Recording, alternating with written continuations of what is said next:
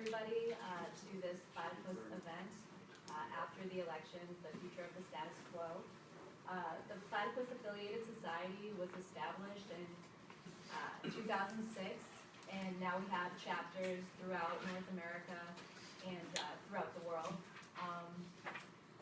Platypus is concerned with exploring the improbable but not impossible tasks and project of the reemergence of a critical left with emancipatory social intent. We look forward to making a critical but vital contribution towards a possible return to Marx for the potential reinvigoration of the left in the coming years.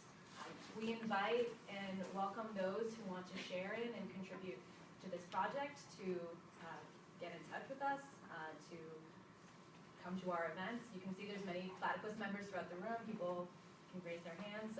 They also have pins on if you want to talk to anybody about getting involved. What we do is we organize reading groups, public fora like this, and research and journalism. We publish the Platypus Review, which you can see in the back, and then also we have the Platypus Reader.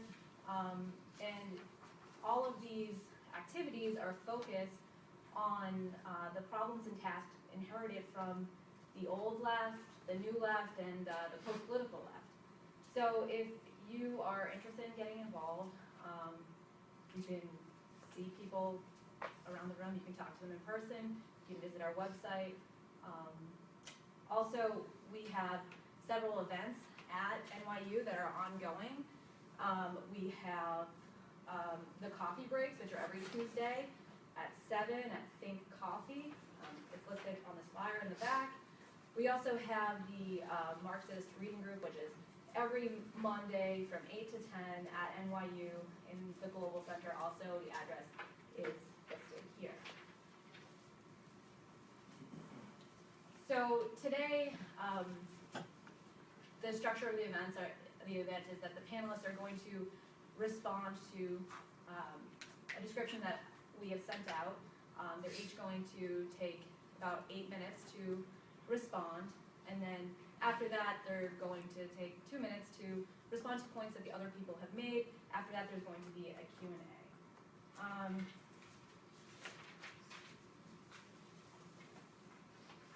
So the organizing panel description of this event is as follows.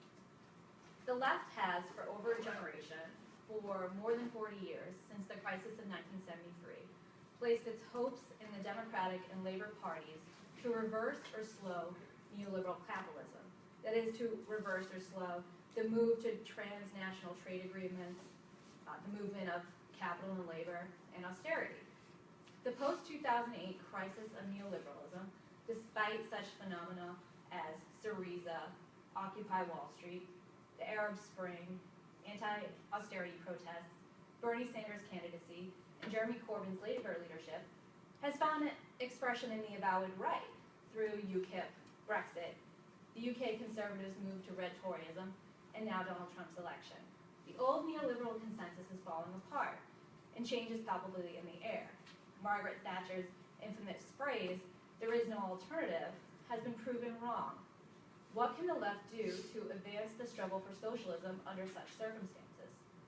Recent generations of marginalized radicals have been forced to grapple with an impossible choice. They must either submit to a realistic electoral compromise with the status quo, often in the form of lesser evilism, or they must vote for a third-party candidate, hoping that by making their platform public, the winning party could be pushed leftward. Alternatively, out of exhaustion with this impasse, they may choose not to vote, advocating instead a principle abstention from electoral politics. What lessons can the left draw from the history of mass electoral politics for socialism to create more emancipatory choices for the future? How do we reimagine the role of electoral campaigns for leftist politics today? Given that a significant number of working people in America have left the Democratic Party, what is possible?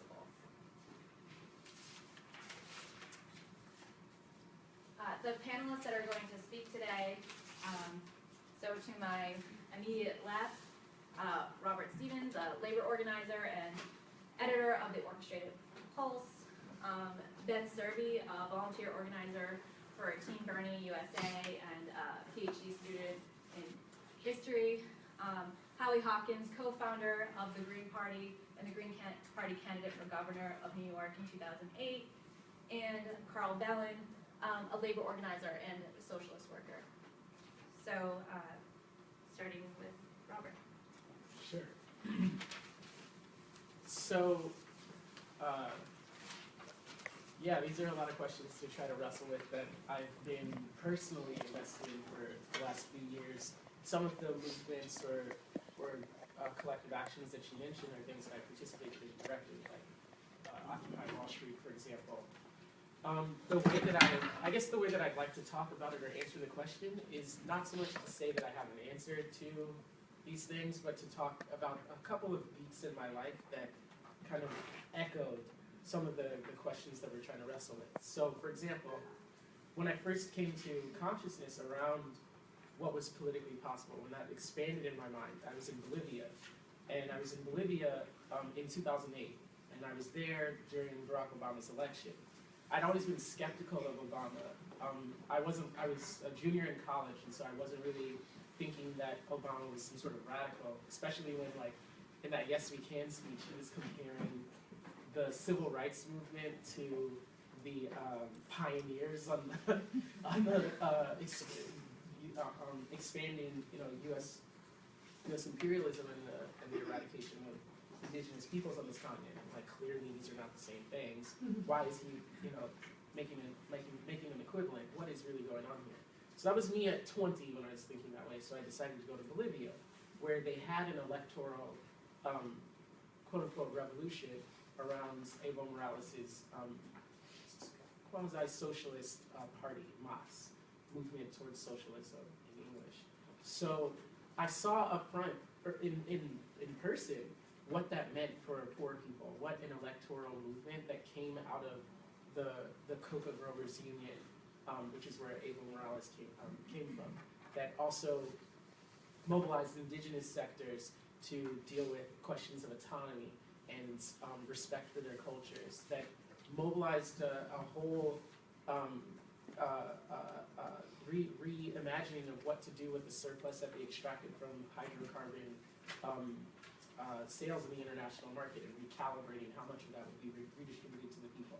These are some fundamental questions at hand, and coming from the United States, where this Obama dude is talking about pioneers or civil rights leaders, that blew my mind that was something that people could do.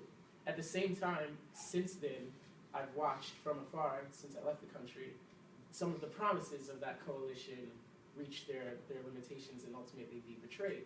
So while Evo Morales, who is himself indigenous and was the first indigenous leader or president of that country, while he was using like the historical memory of Tupac Katari, who said, like, when the Spanish he was a rebel, and when the Spanish killed him during colonization, before they executed him, he said, "I will return and I will be millions," right? And so they used this like revolutionary, apocalyptic almost imagery to talk about an indigenous revival. And then when he achieved power, because of the limitations of the international market, he had to go back on promises and start exploring for natural gas in indigenous lands.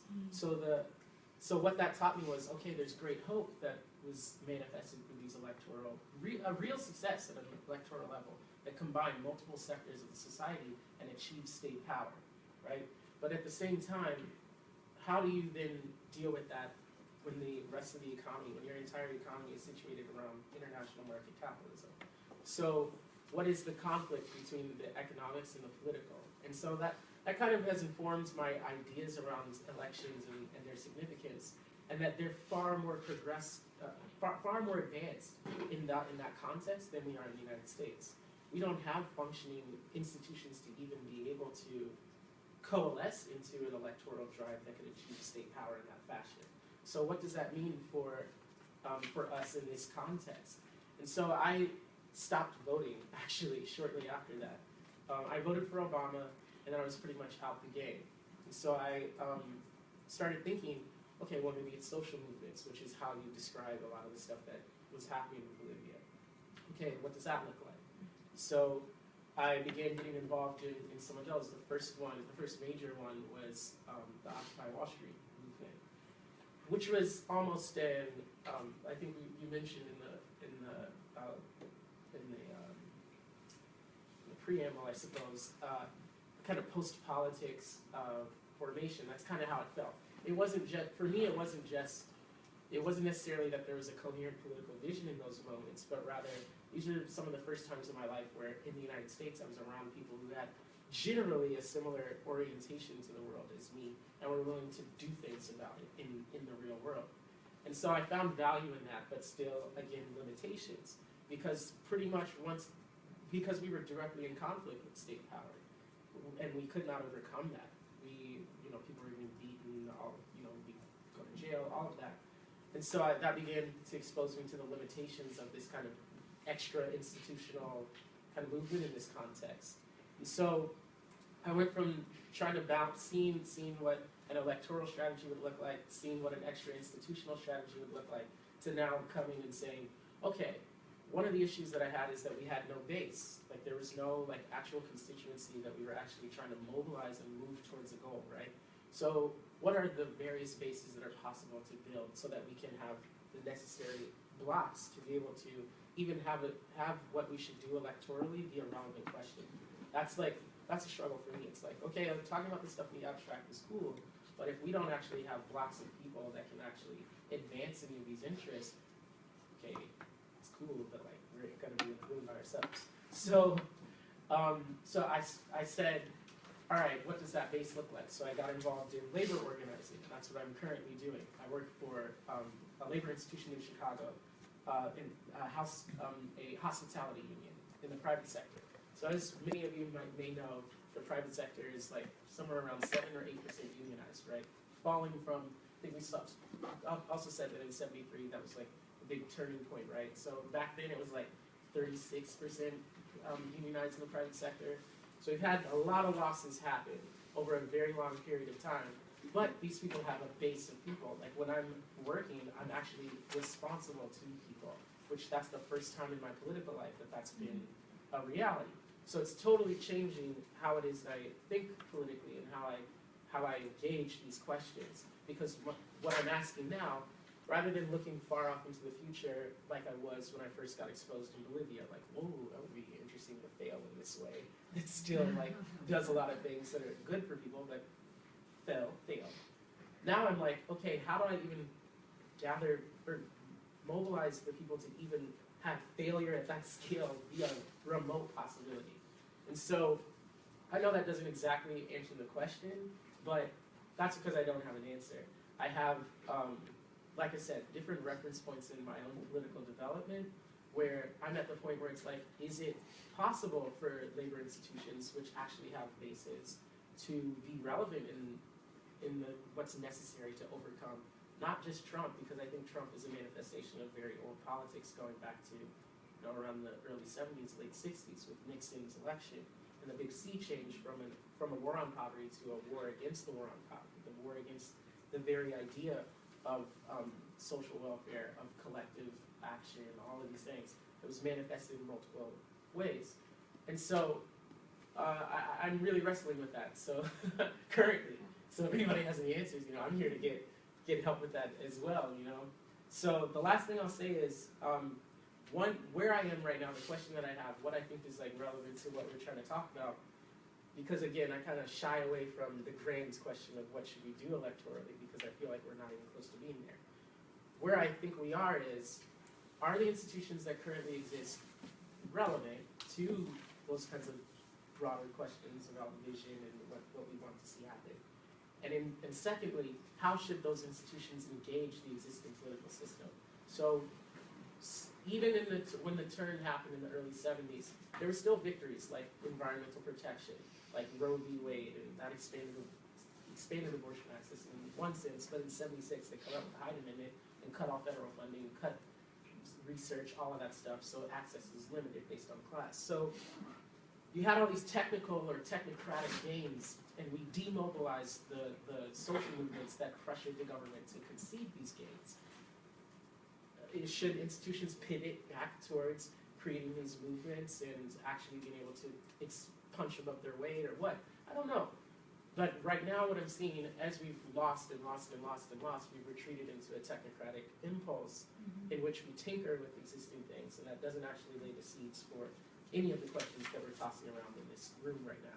So as someone who has a constituency, as someone who works in an institution that has a certain orientation, that is the question that I have, is how do we actually prepare the way to deal with what exists, and how do we pull in more people and create the bases we need for that possible future.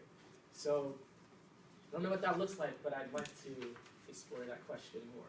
So that's not an answer, but hopefully that's okay with you all. Maybe I'll have the answers as we discuss it. Thank you. Are we just going? Yeah, we're just going to go in order. All right. I have the misfortune of having woken up with a sore throat, so I'll do my best to project, but if you can't hear me in the back, I suggest you just move forward or listen to the audio transcript afterwards. All right. I'm pleased to be sharing a panel with people whose work I read, and also with someone I've voted for in the past. That's pretty unusual. Before I give my spiel, I just want to clarify something about the introduction. I was part of an organization called Team Bernie NY, New York, which was a volunteer organization of self-organized, volunteers from around the city and New York State who came together over the course of the summer of 2015 and just recently disbanded. In no way connected to the official Bernie Sanders campaign, and can say a little bit about that. But the remarks that I'll make are deeply informed by my own kind of anecdotal experience of talking to voters, of registering voters, and of seizing on an electoral campaign, knowing to a certain degree its limitations, while I was also learning some that I wasn't aware of before, and trying to use it as an opportunity for political education. So that informs what I want to say. Okay. You all probably know the Joe Hill saying, "Don't warn, organize." I don't want to say that we shouldn't organize, but I think that it's important to mourn first. I think that actually we are living in a moment where there was a possibility that emerged for a more transformative politics that was battened down by the media, by the Democratic Party, and by other forces as well. I'll start by saying, I'll answer the question, why did Bernie lose? Because there are a lot of theories about this, a lot of ideas out there. And again, while I don't want to be speaking in the aggregate about data points, about demographics, inevitably I will venture into that territory, but I want to draw on some of my own experience and share some anecdotal information. So, I mean, one of the major theories, certainly there was a sense that Bernie's base, there's that word, was overwhelmingly white, that was not heterogeneous enough. I definitely felt that was largely true for much of the campaign, but I also think there's a way in which understanding his electoral successes and failures through that lens leaves a lot sort of unclarified. For instance, if you look at his support among younger people, overwhelmingly, essentially, he achieved a political constituency that was a coalition of people of all different backgrounds. Now, that's only younger people. That's not enough to win, apparently, Democratic Party primaries.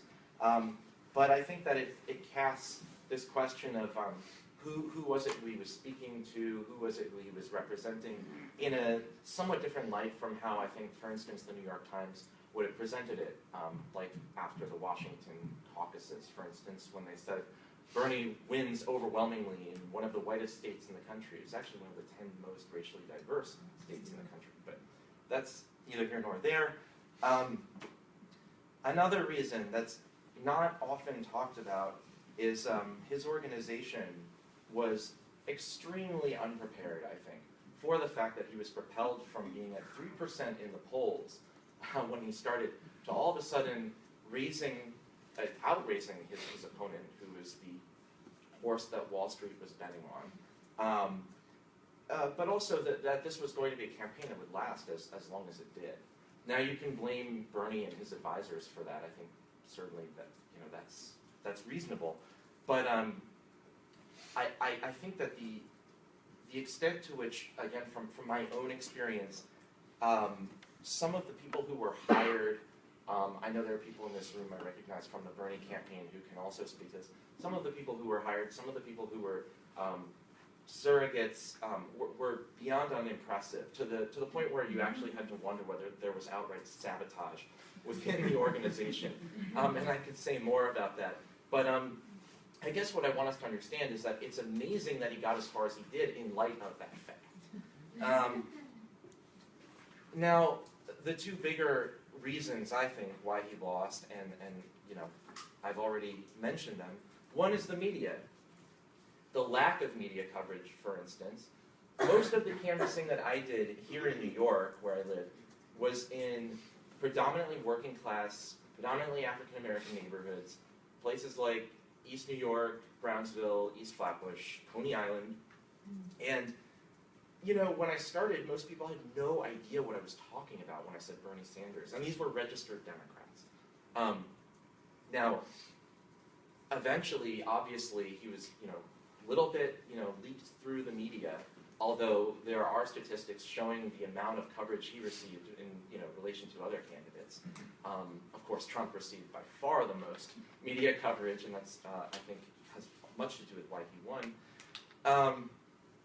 But the lack of media coverage didn't really allow Bernie the space to actually make a case to people in the lead up to some of the debates, and in the wake of some of the debates, when you saw the spin machine operating at, you know, full speed.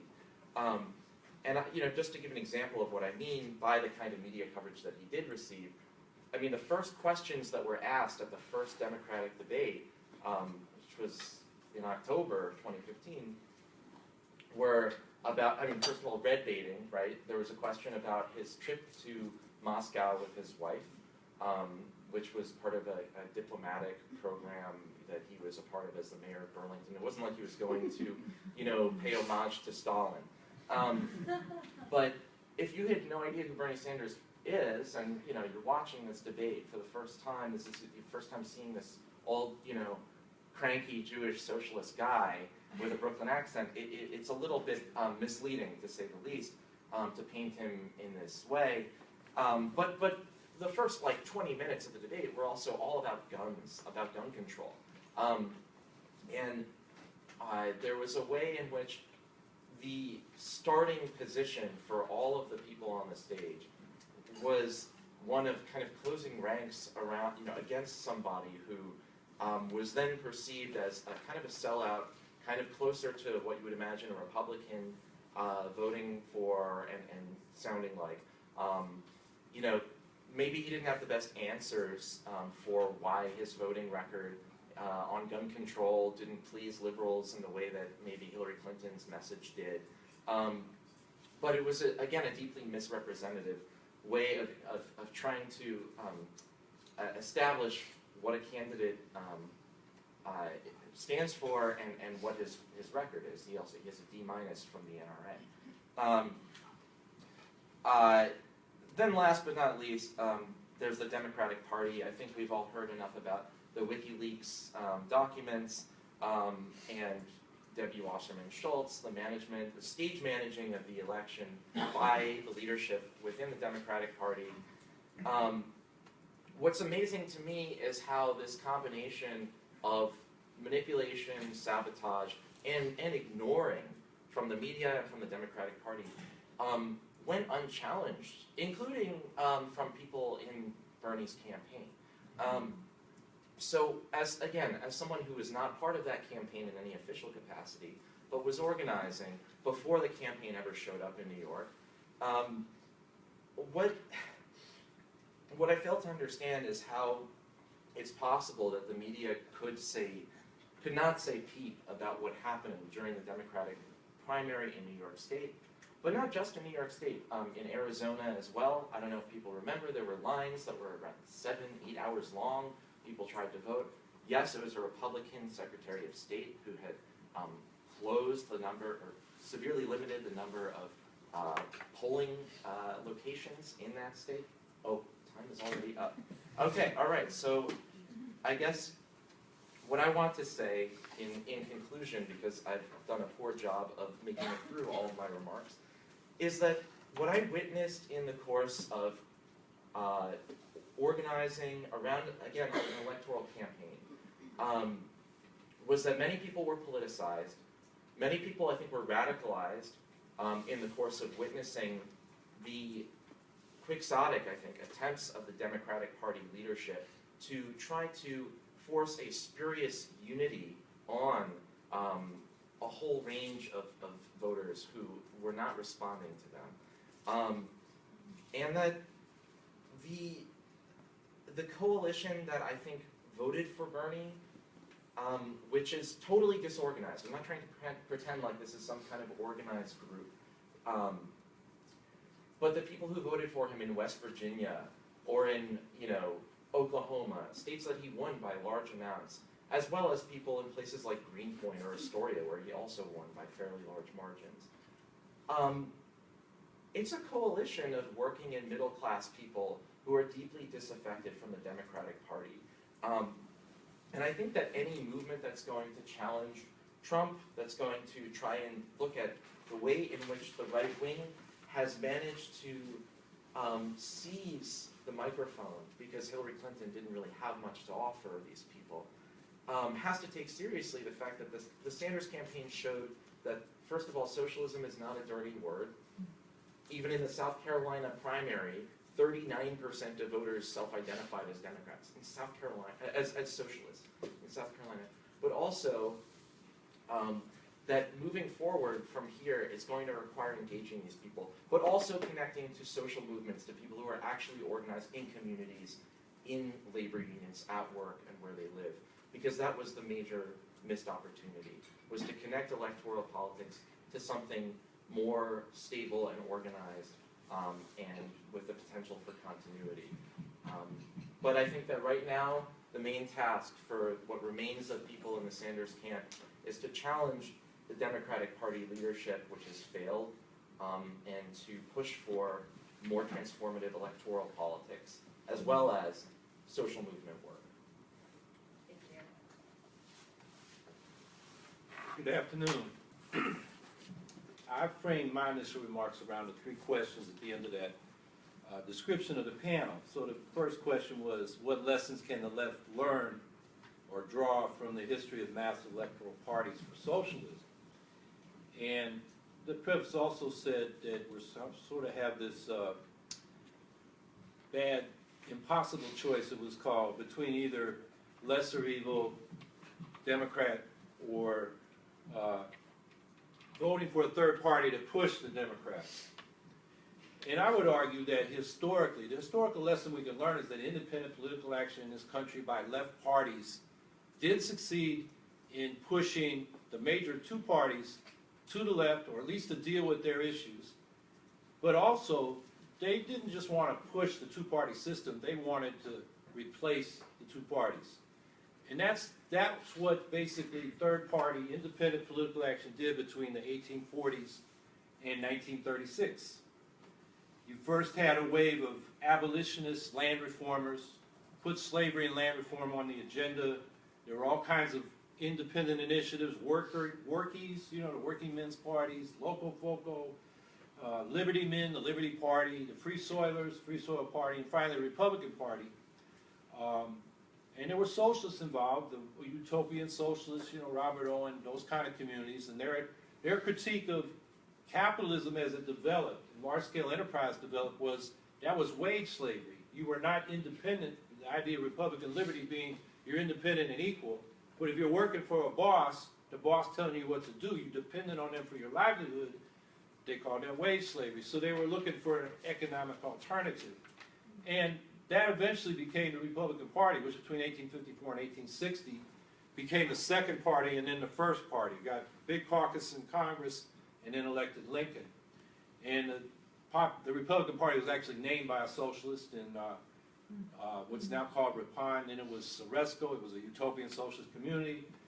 The guy who had been head of the National Reform Association gave it the name, and that was the National Reform Association. If you read the Communist Manifesto, was the comrades of the Communist League, according to the Communist Manifesto here in the United States. So there were socialists in the leadership of that. And then the populists were the post-Civil War, the Gilded Age.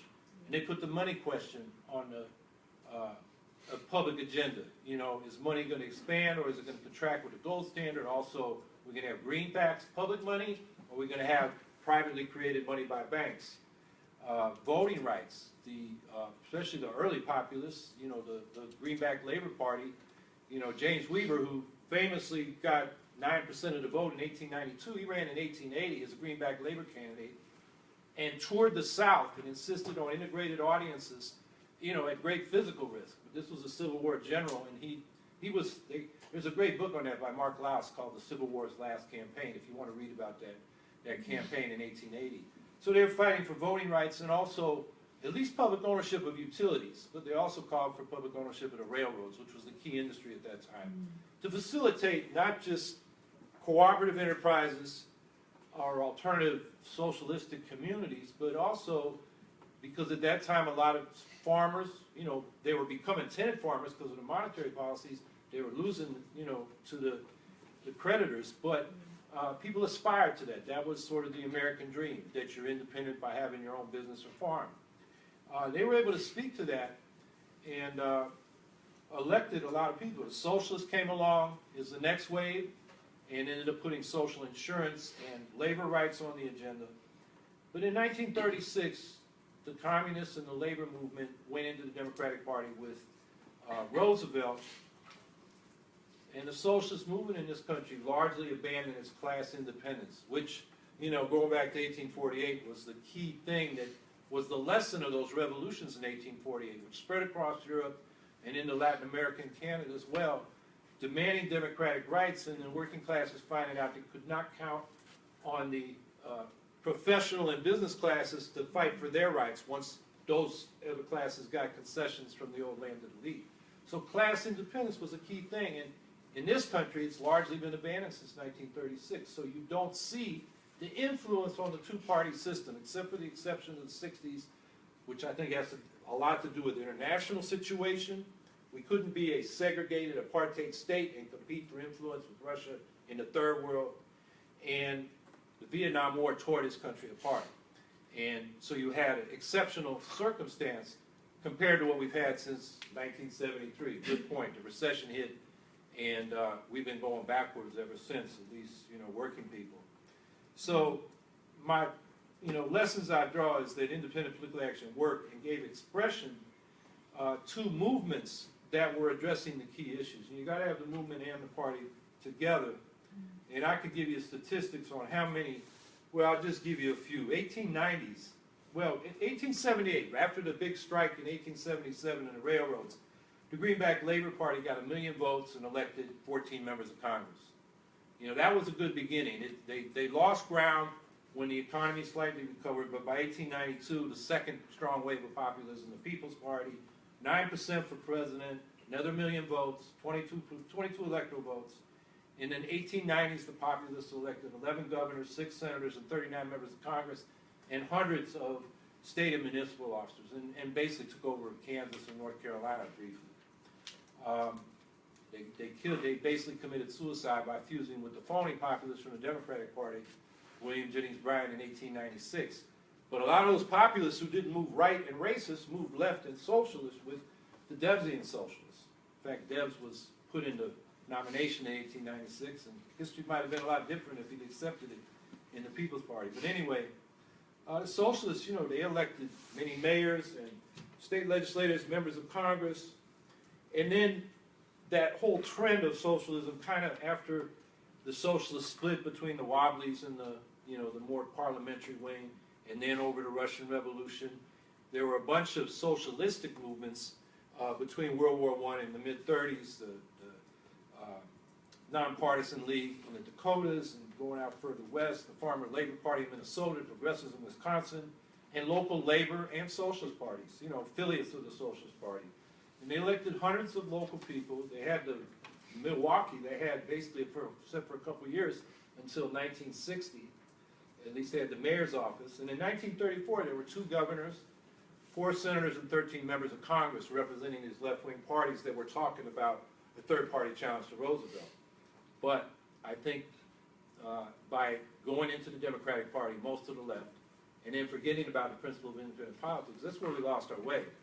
And that's why we haven't had the influence since then as a left.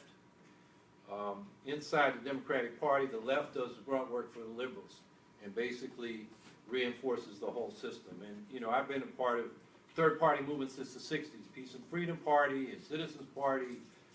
I've been in the Green Party. I helped form it in 1984. I was also a member of the Labor Party. I joined the Socialist Party when it reconstituted in 1973. You know, I'm a joiner trying to bring people together.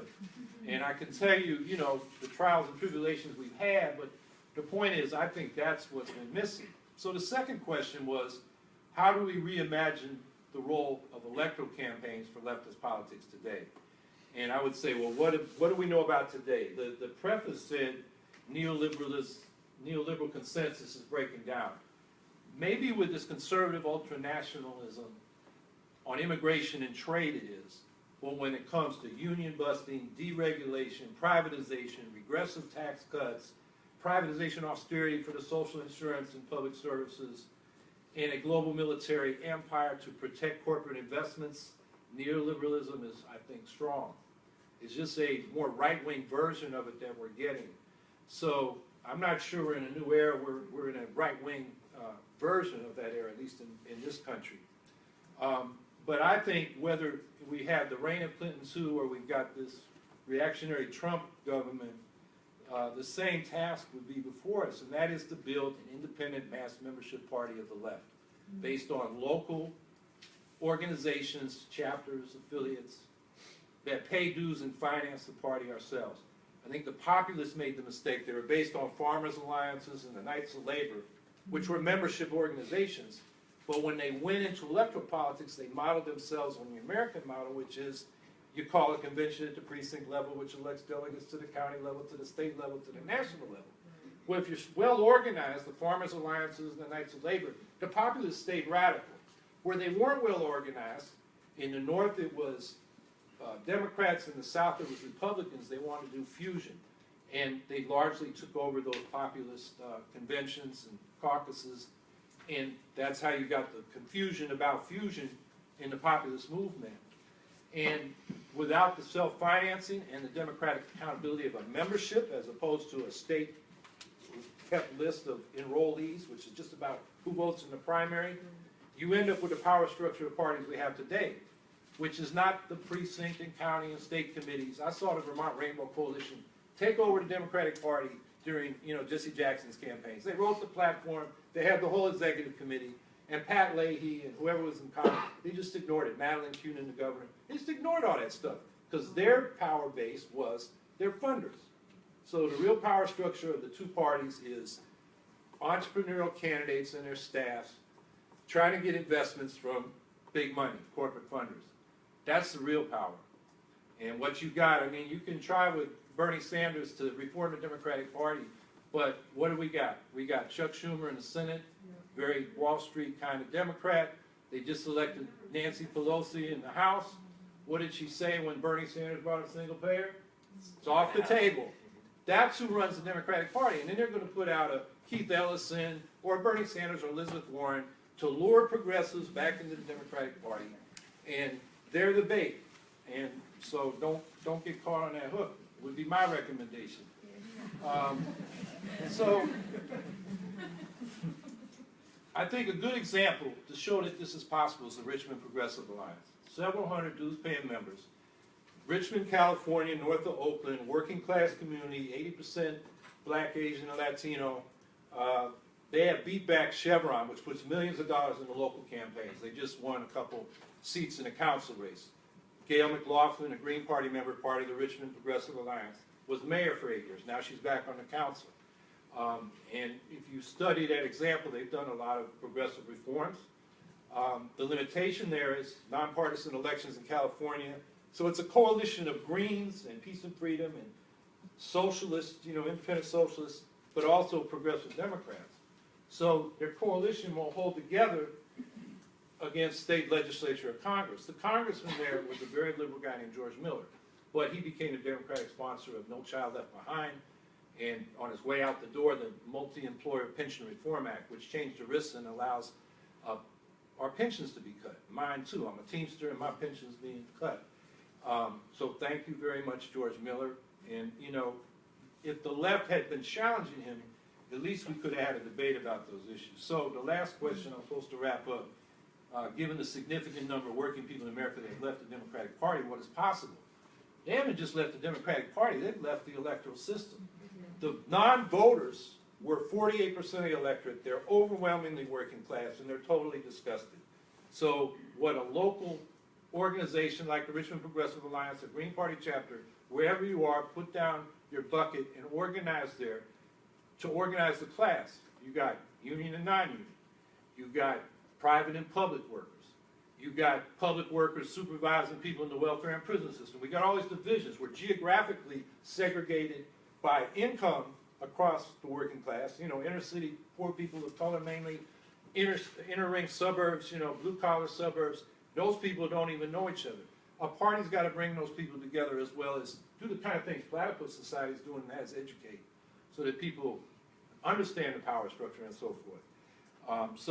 My message is we need to build local, independent political parties and unite the class, and then unite from below, elect people to local office, and you got a foundation for state and congressional office. And then when you got a caucus in Congress, you can run somebody for president that the media and the voters will have to pay attention to and really make a difference in our politics. All right, well, my name is Karl Belin. As it says up there, I'm a socialist worker from Pittsburgh. I'm going to be really, really sappy and start this with a quote. I'm sorry, I got to. But it's one of my favorites. I think you guys will like it too. And it's by the late South African Trotskyist Ted Grant, who said that every revolutionary has to have two things. That's first of all a sense of proportion, and second of all a sense of humor. I'm not very funny, so I can't help with the second one. But Howie's got me covered there. Actually, he's probably got me covered on both, so I'll just jump right into it. I want to start with looking at the political economy of the sort of situation that we're in now and the differences between this period that we've just entered, because I do think that there has been a change with this election versus the previous period. The questions that are raised for this panel talk about 1973, and I think that that's a key year, or a key couple of years, in the mid-70s there. And since that time in the United States, we've had a phenomenon that I think developed first in Europe immediately following the Second World War, which has been a period of reaction in democratic form, which is enhanced austerity measures on the American working class, racial divisions amongst the American working class that are not only encouraged but also orchestrated, obviously, by the ruling class, etc. But things are changing now. Now I think that with the rise of Trump, we have the real possibility of open reaction. I'm not trying to be an alarmist and say in any way that Trump is a fascist or represents the rise of fascism in the United States. I don't think that he has the social base for that. As a matter of fact, I don't believe that that social base really exists in the same way in the United States now as it did in the 30s and the 20s in Europe. But what does Trump represent? I think he himself represents a developer layer of the ruling class, of the capitalist class. Obviously, right, real estate is the number one thing for him, casinos, but also, as we've seen just over the last couple of weeks, and as it's come out over the last couple of days, mineral rights. He's heavily invested in the Dakota Access Pipeline, for example. And also, as his new cabinet appointments show, the reinvestment into public infrastructure, but in private hands. So the private redevelopment of what should be public infrastructure. That's what he represents. But what's his social base? Who supports Trump? I think that his main support, his real support, his solid support, comes from the middle layers of society. The managerial types, not just the Silicon Valley yuppie, but also the kinds of people that you'll find living in planned luxury neighborhoods that have been left unfinished since the mid-2000s. These types of people. Find a lot of those places in Southwest Florida, for example. The social base for his victory, that is the people who actually voted for Trump in large numbers. This is, to the extent that it actually exists, is the pauperized and increasingly lumpenized backward layers of the working class. And anybody, if you take a trip to where I'm from, 25 minutes from the West Virginia border, you'll see this. You'll see the lumpenization of the working class. People being driven into opioid addictions and not being able to find work for 1, 2, 3, sometimes 4 or 5 years. Not just 6 months like it used to be in the previous period. And then lastly, and this is important, although again it's important that we have a sense of proportion about this, is that he has the weaponized, or at least he holds in reserves the weaponized forces of reactionaries, white nationalists, the actual fascists, people like this. It's an insignificant number of people in terms of what they've been able to pull off so far. But with implicit state permission, things can change very, very rapidly with that. And so I think that this new period as it's opened up, and our experience as the left over the last 5 or 10 years, really presents us with 3 key tasks, right? The first of which, and this is, I think, the most important, is a workers and socialist united front, both in the streets in terms of our demonstrations, but also at the ballot, like Howie was just talking about. I think a practical way to start organizing for that would be a united socialist contingent at the protests of the inauguration on January 20th, both in DC and across the country. So in every city where there's a branch of a socialist organization or multiple branches of socialist organizations, they should be marching together, red flags, like Trotsky said, right? March separately, strike together, right? Number 2 is that we would have to translate this united front into actual electoral work, an actual electoral coalition, one that runs candidates in every city, like I said, where we have sizable branches of socialist organizations, with a single, united, nationwide program, a simple program of transitional demands that we can all agree on. Things like a $15 an hour minimum wage, things like union rights for all workers, et cetera, et cetera. Or taking things just a few steps further than Bernie Sanders, right? Who didn't actually present, in my opinion, a program for working people. He presented a left cover for capitalism. And that became more and more evident as the campaign dragged on. And then thirdly and finally, in terms of our tasks, and let me just touch on that one more second, just on our second task, is that we should use every available electoral platform, including the Green Party, but excluding the Democratic Party. Because this has never, ever, ever been the party of the working class. Not before 1973, not before 1936, neither have the Republicans. I have to disagree with Howie there. I think that a certain wing of the Republican Party certainly, but I don't think that the Republican Party represented in a true way the aspirations, the hopes, the desires of the working class. I think that the Bernie Sanders phenomenon, the support that he got, and the crossover of support between Sanders and Trump proves that we can remove Trump's entire base as it exists in terms of the support amongst the working class. But now to that third point, and this one sort of touches back on the question of the weaponized so-called alt-right, and that is that we have to prepare to defend ourselves. We do. We have to establish, I think, first and foremost, a common legal fund. I think that that's a practical step forward for socialists and worker activists. One possible model for this, if not the actual place to do it, would be the Industrial Workers of the World General Defense Committee. That's a very great model. They do all kinds of legal aid for anyone who's arrested in a demonstration or in a strike or anything like that. The second is to establish a culture of digital security. It's something that the left has been lacking since email was invented. We've got to start using encrypted text messages. We've got to start using encrypted emails. We have to. I got to wrap up here, and perfect timing.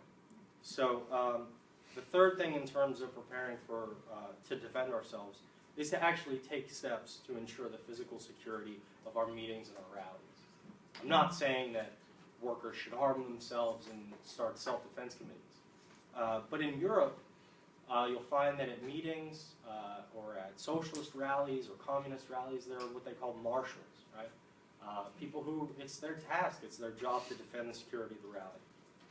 I'll finish on this. And I want to actually borrow a phrase from Platypus and say that, maybe paraphrase something from Platypus and say that the status quo is dead. That the new situation will be a proving ground for the ideas and tactics of the left. It's already started to be. The recent election proves the left and workers have to break with the Democrats and seriously start constructing a broad, multi-tendency party of the left. I'll just finish by saying that there is tremendous potential. We are members of the single largest working class that has ever existed in human history. And that maybe one of the smallest working classes that has ever existed in human history, the Russian working class in 1917, dragged that country kicking and screaming out of feudalism. And it was the power of the working class that did it. Imagine what we're capable of doing. Thank you. So now I'm going to invite the panelists to respond to one another. There are some points of agreement, but there are lots of points of disagreement, and I think it would be educational for myself and the audience and people who will be reading this later to understand, the differences in your positions, and we're just going to go in the same order again. So you're on. Okay. There's so much that got said. I should also say, sorry, 2 minutes. 2 minutes, 2 yes. minutes. 2 minutes to each person, then we're going to do the Q&A, and then stuff's going to get brought, because the Q&A is always really good. That's- So, yeah. It's about to be lit. Yeah. Okay, so one thing that I was kind of noticing, or a recurring thought that I had was like, one of the things that motivated me to get involved in this type of stuff is what people call, the race question and this and that, which in my analysis is often analyzed completely independently of economics and about like how social reproduction happens. What is this ideology of race? Like how is it produced and reproduced and reinforced? And so we had a stage, especially over the last 5 years, where I really became politically active, that I would describe as like neoliberal racism, where like where people like Barack Obama and this discourse around this and that became relatively hegemonic amongst a certain, I'd say us, or people who are leftish or liberalish or whatever. You had that classic debate where Michael Eric Dyson was talking about how Hillary Clinton would be able to do more for black people because she could talk about race better than Barack Obama could. It's like, what is happening here? This is insane. So clearly that's not the case. That's changed with the Donald Trump election. People are now freaking out and like they're now asking, okay, what are the real things that are going to happen to people on this racism or transphobia, whatever. These things have become far more concrete. So that brought one thing that I wanted to kind of respond to, which was media. And like a lot of what we talked about is like Trump's saturated in the media, and what does that mean? Well, so is race. Like it's saturated in how people are talking about it publicly. But I want to juxtapose two things. Trump got all the coverage, right, and he won the election. Black Lives Matter got all the coverage in the world, and there hasn't been any convictions for the most part. None of the reforms or anything have been achieved. So what is the difference between someone who wins and someone and a class of people who lose? And so even with all the media coverage in the world, so I don't think that like Bernie Sanders, for example, what would it have meant for him to get, that to me is not the key. So that's not really like I'm interested to hear more about what we mean when we talk about, or when we push for more media coverage of various things that we're doing without having it rooted in struggle. The last thing I'll mention is the right wing is rooting it in struggle. In Chicago, there's a black nationalist group called New Era, which is extremely, extremely dangerous and is growing in popularity. And they're doing the things door to door, knocking, talking to people, taking out the trash, building relationships, and building a social force. And they're using media, they make videos, and they're popular, but it's backed by doing things for poor black people in the streets. And so we as a left have gotten away from that, and I want to see us return to actually doing real things for real people. That's not really a responsibility. Yeah, I mean, I agree. I think there are many points of agreement, actually. You know, it's funny, I'm reading this, as Howie said, oldie but goodie. The lesser evil, question mark. Series of debates between Socialist Workers' Party members and people saying, no, you have to vote for the Democrat against the evil that will come. You know, the Republicans are elected. It's amazing how much it sounds like our moment today, but also how much what they feared about the Republicans winning seems quaint in hindsight, by comparison, I think, with today. So I just feel like I need to respond to what Howie in particular was saying, but I think what I'm hearing, you know, around the room about support for Sanders, I certainly disagree with the characterization of it as I think that a left cover for capitalism. I don't know about that. I think what I'm most interested in is not hashing out this debate about whether or not we should support Democrats, not the Democratic Party and its leadership, but try to take it over as Jesse Jackson has, you know, tried to do, as Bernie I think tried to do, versus supporting an independent political organization. I'd rather actually focus on what I was trying to say, which is that I think there's a good number of people who now all call themselves socialists. What they mean by that is another question. Are deeply disillusioned with the Democratic Party, if they had illusions about it to begin with. They're certainly unimpressed with its response to the events of the last year. And I think that any serious left response to this crisis is going to have to compete for the votes of these people. But I don't know if that means running as so-called, you know, Bernie-crats, or running as, you know, socialist alternative. I mean, I support all of these efforts. I just think that the kind of response that simply says that we need to, you know, avoid the Democratic Party like the plague, while I understand where it's coming from, there are significant structural and legal barriers to ballot access. There are barriers to becoming part of the political discourse because, again, of the media, which is a huge problem. I simply, you know, I voted for Jill Stein in the general election here in New York, so, you know, just safe. But I simply don't feel as though, I simply don't feel as though there's a credible alternative being offered. On a municipal level, sure, Kshama Sawant can win a council seat in Seattle, but where do you go beyond that?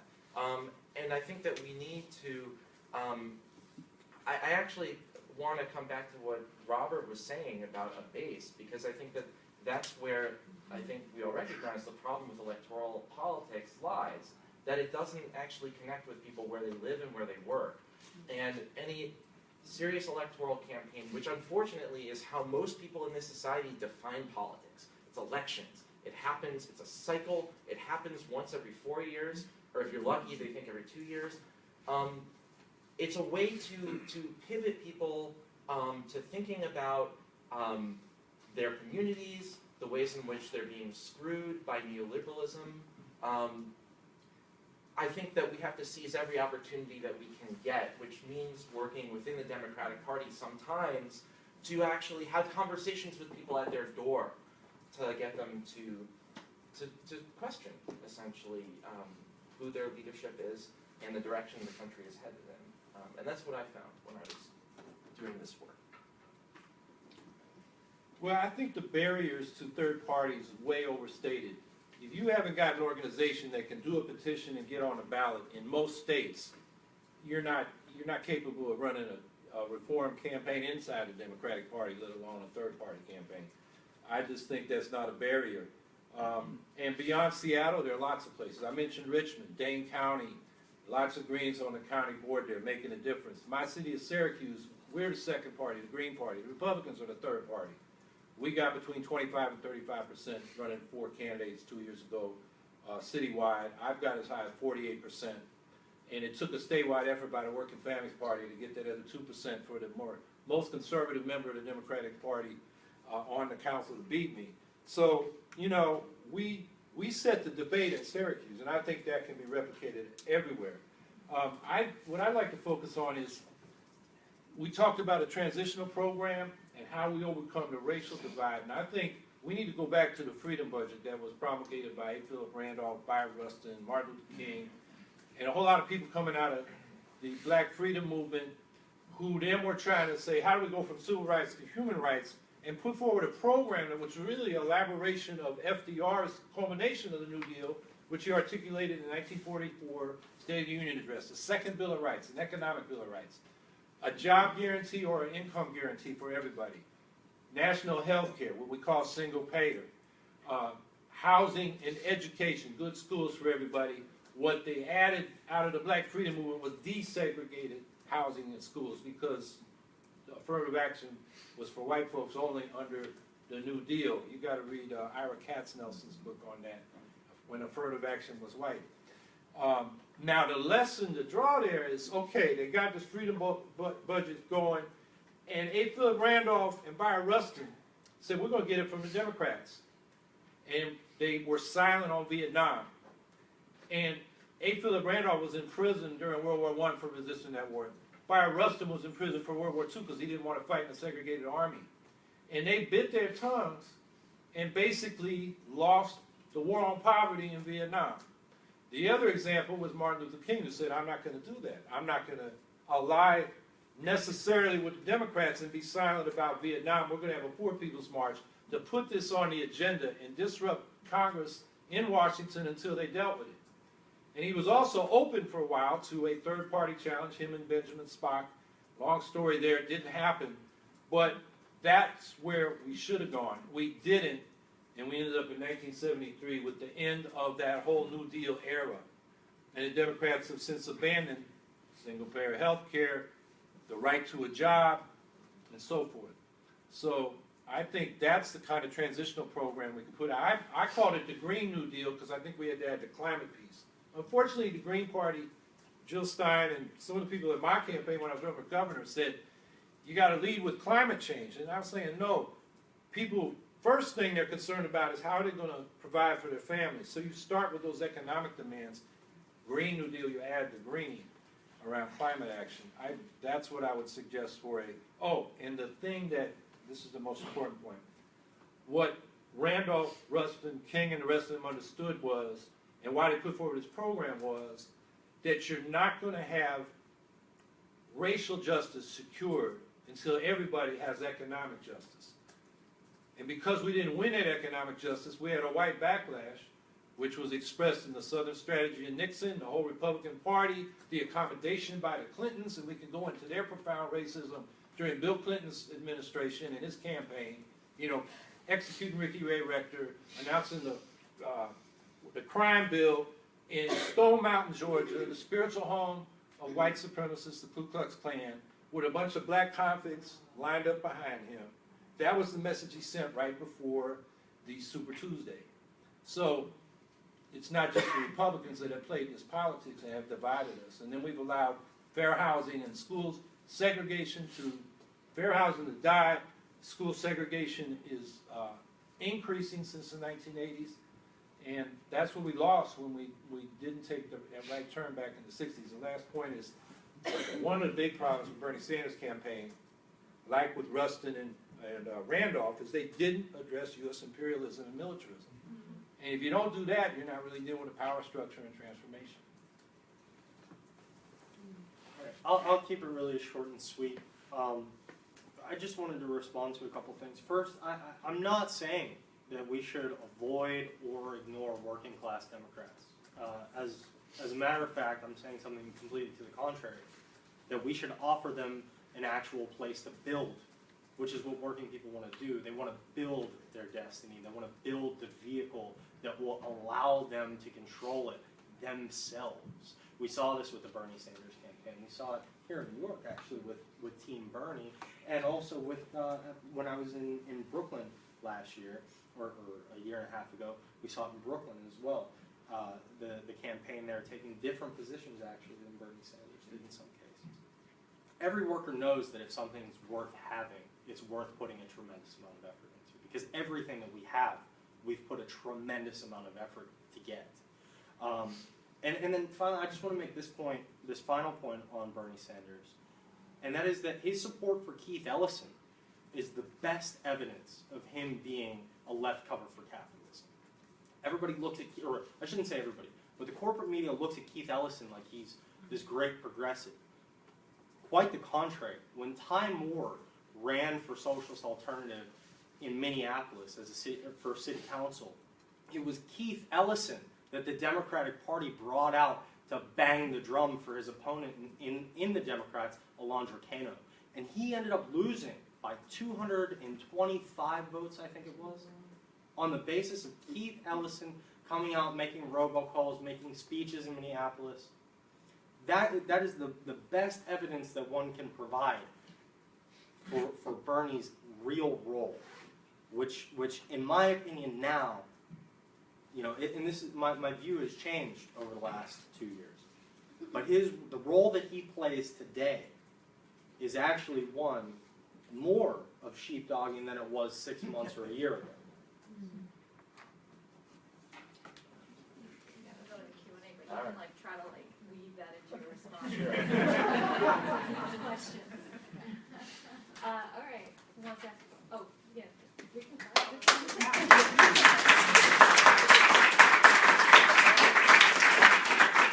Okay, that's good. Pam's going to be holding our phone microphone. So who would like to ask your question? Oh, Gabe's phone. Raise your hands. Way in the back. Hi, my name is Walter Dahm. I'm with an organization called the League of the Revolutionary Party. I want to say I agree with a whole lot of what Howie and Karl said about the need for independent working class actions with socialists, based on movements of struggle.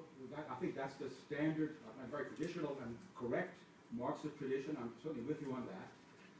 I want to point, in a limited time, to what I see as a contradiction, especially in Howie, but also Karl echoed with regard to the Green Party. I mean, when you talk about independent political working class action, as Howie did, and I know you've said in the past that the Green Party is not a working class party, it's a cross-class party.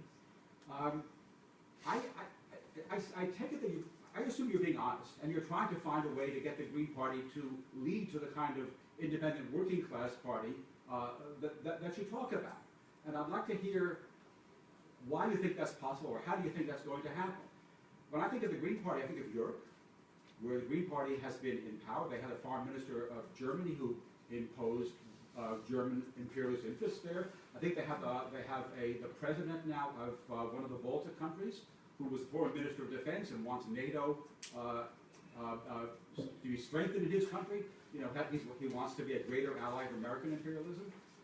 how does well, the Green Party may, has a lot of positive programs, but I think it's very much tied to a kind of small capitalism. And when it gets towards power, it becomes more and more capitalist and even pro-imperialist. So my question is, how do you, or Karl also, who wanted to work with the Green Party, how do you reconcile the idea that what you're for is independent working class action for socialism with a party that isn't independent of capitalism, even though it's independent of the two major parties, and historically has leaned towards, lining up with imperialism the closer it gets to power?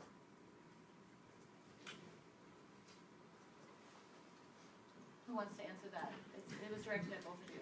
You could start.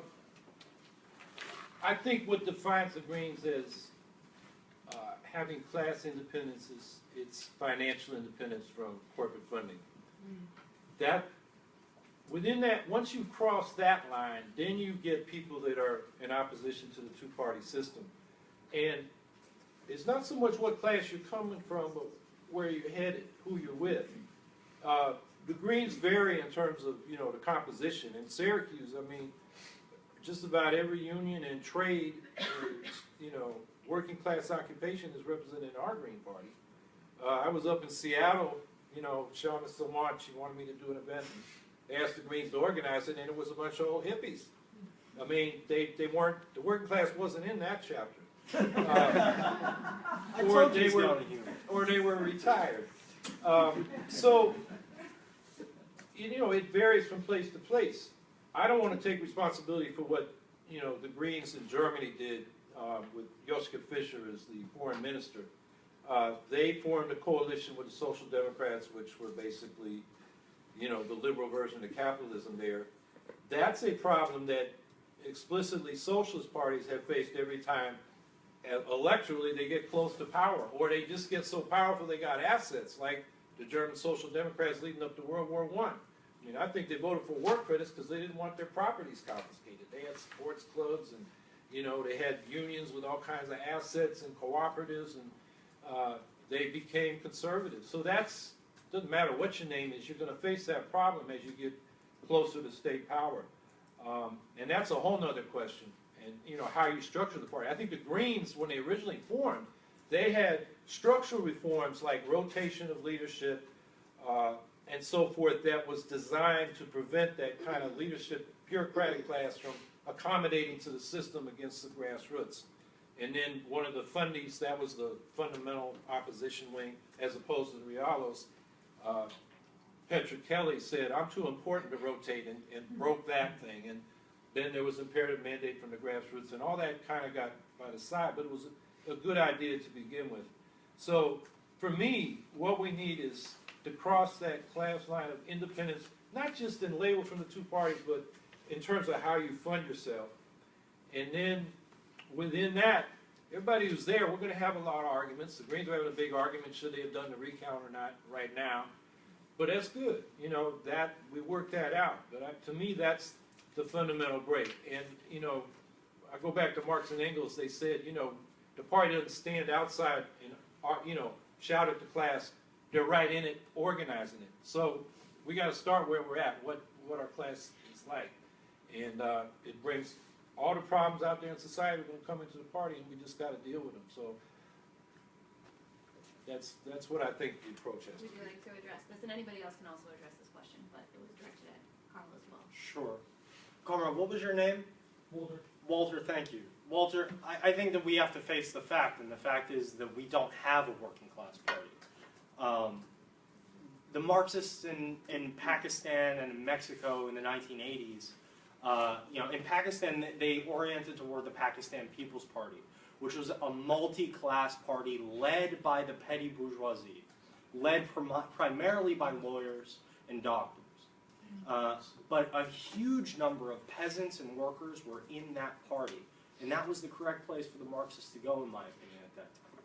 Similarly, in Mexico, you have the PRD, which in the 1980s, there was a massive workers' membership in the PRD, even though that party, again, was a multi-class party led by the petty bourgeoisie. And I think correctly, And I think that the later experience in the 1980s at the Polytechnic Institutes throughout Mexico shows that the Marxists had the correct approach in going towards the PRD and winning people over to the best ideas, which is the ideas of socialism. And I think this is where actually Howie and I have a point of divergence. I'm not saying build the Green Party. I'm saying win the best Greens to the ideas of socialism and move forward. I think that for all the work that the Green Party's done, that it's a flawed vehicle. Would you like to go? Yeah. Yeah. So, I started off my initial remarks talking about Bolivia because I saw that's a more advanced question where they have a different electoral system in which like multiple parties compete. You have to make an alliance, and that's how you assume the presidency. But Evo actually won the popular vote. And I believe that was the first time that it happened in their history, right? So we're talking about a very powerful electoral movement here that came, like I said, out of social movements, out of labor organizing, and out of some serious work. And even then, like I mentioned very casually, but I'd like to like really emphasize there are structural limitations. Like when we're talking about these parties getting close to power, it's not a moral failing. Like the betrayal is baked in, like because once you get there, it is structurally, like even if Evo wanted, like he does want to do certain things, he's structurally confined because they're not a full revolutionary movement, and it's not actually, and there are structural limitations that make him do things like come to Wall Street to try to get finance so that he can finance the redistribution programs that are what are the lifeblood of their electoral power, or they'll be voted out of office. You're seeing a similar thing happen in Venezuela, where the prices of these exports have collapsed, which create crisis for them. And so because of how capitalism functions structurally. So like, to me, the question isn't electoral, because the elections aren't gonna really pose a challenge to the structural limitations. What does that look like? What does a movement that really does push the structural framework of political life into another space where the political questions that any electoral or any elected official or party or whatever confront, where that shifts. So what I mean by that in practical terms, like I'll speak racially. So the only times that black people have ever gotten anything in this society is when there was an existential threat to the existence of the United States that created windows of opportunity for the particular interests of black people to be attached to more universal struggles. So you have the Civil War, which is an existential threat to the United States for a number of reasons. You have the Cold War, which is an existential threat. Now, Derek Bell has this idea that of interest convergence theory, where he says that black people's rights are only advanced when they converge with white people's. Now, I don't agree with the way he puts it, but one of the interesting things he says is that anti-communism was the #1 geopolitical interest, the economic interest, the structural interest of capitalism at the time when Brown v. Board was decided in '54.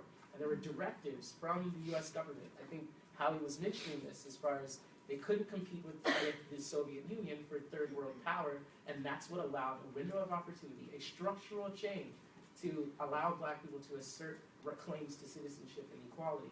And so I'm saying that like, that matters, okay? So the structural moment in which we exist is relevant. So it's very difficult to have these discussions about what Bernie is, what this media thing is, and what, to me, I mean, that's why I didn't vote, like straight up, for the past few years. It's because I want to participate in building the type of power that can shift the structures in ways that create windows of opportunity for whatever elected thing wants to emerge. And so, to me, if we're not also, it's a both and. We're not also creating the political formations that can challenge on that level. You know, I think there's a slogan, you can't have socialism in one country, blah, blah, blah. People have thought about this crap before, okay?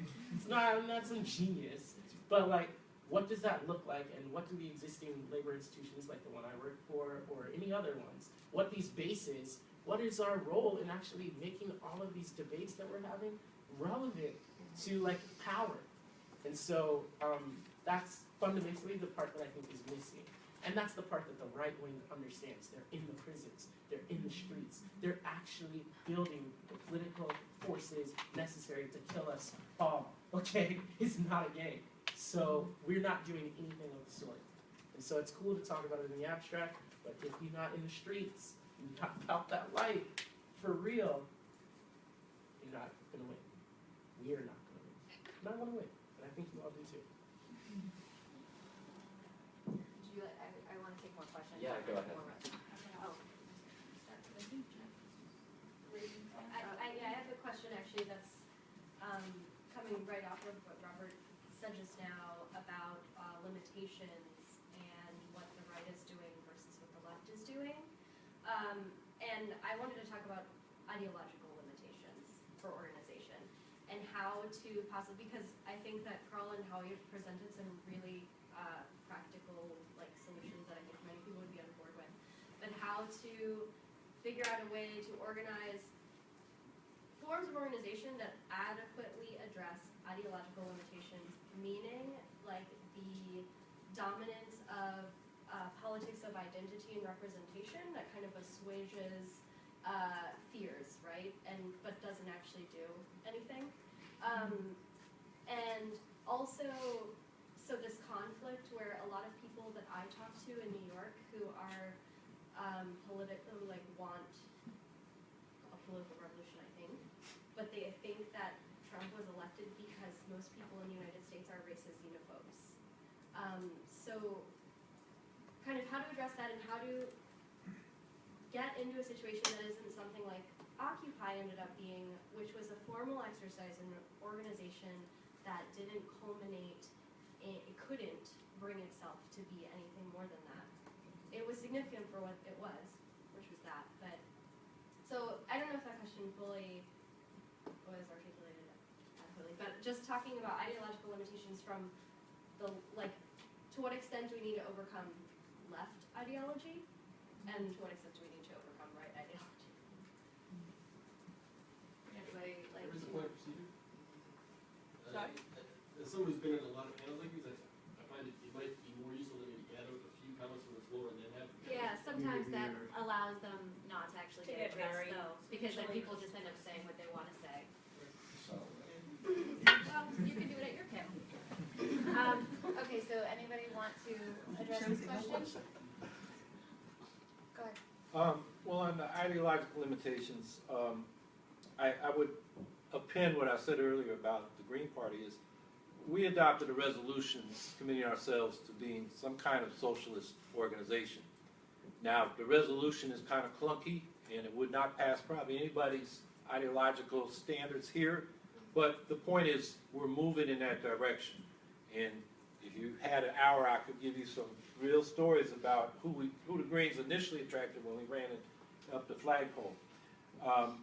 Now, what I understand your question to be is we've got this sort of identity politics, or people say we need diversity. And the problem there is, you mentioned representation, you get diverse inequality. So you get some tokens in the hierarchy, but the hierarchy's still there, versus equality. And I think we've got to speak in ways that, like I think the Freedom Budget was trying to do, in terms of everybody's need for economic security, in a way that reduces the concern about competition among racial groups for jobs and other opportunities. And then I think the other thing we need, and this is why I emphasize party organization, is we have lost, I've been reading a book by Theda Stockpal called Democracy. It's about how we've lost federative associations. Used to be like 1 out of every 20 people was an officer up until the 1950s in some kind of association, an Elks, Masons, PTA, veterans organization. They knew how to do Robert's rules. Today, you go to a union meeting, not even officers know how to do Robert's rules, except to rule you out of order because they don't want you to disturb things. So, we've got to learn how to operate democratically. I think Occupy found that. I mean, I like Quakers, but they brought this consensus in, the civil rights and then the peace movement, and I saw it in the Clamshell Alliance, and basically you're giving power to a small minority to just block everything, and you get some personalities that end up messing up the whole organization. So we've got to learn how to operate democratically, so that the local party chapter should be a school for democracy and a place where you hash out these ideological questions. So I think, you know, I agree with organization and movements, but the thing about a party is when you get into electoral politics, you got to talk to everybody. The problem now, we're in silos on the internet, in our little groups, and we really don't have to talk to a lot of people outside our circle. So everybody's wondering, who are these Trump supporters? I know a lot of them in the Teamsters. I mean, we could talk about that, but I probably used up my time. I think the thing about electoral politics is you got to talk to a lot of different kinds of folks, and it really helps you figure out who you're talking to and how you can communicate with them, which is half the battle. And would anybody else like to respond to that question? Just real quick, we're in a moment in which we're talking about a black cultural renaissance. Like you have TV shows like Atlanta, the movie Moonlight, you have Empire, you have all of these things. Whereas when I was in Bolivia, there was an article that came out that said there's only one one show featuring a black main character on television, and it was the Cleveland show. Okay, so we've gone from that to this huge explosion of representation, right? But at the same time, the actual material position of a lot of black people has significantly declined. And so I think Adolph Reed mentions this bread and circuses situation. That's one level of it. But the other thing that I key in on is that when we're talking about representation, it's people like me. I have a law degree and a college degree. Both of my parents are college educated. In fact, I'm third generation college educated on my mom's side, right? It's people like me who are positioned amongst the so-called black demographic to be able to take advantage of these representational openings and diversity, because I can present myself in a certain way that conforms with white middle class sensibilities. And that's not an option for a lot of people. So it may that policy or that program appeals to my material self-interest, but not towards the interests of the majority of black people, which are underemployed, are struggling to even, if they have jobs, get enough hours and have an elevated unemployment rate for those who want a job.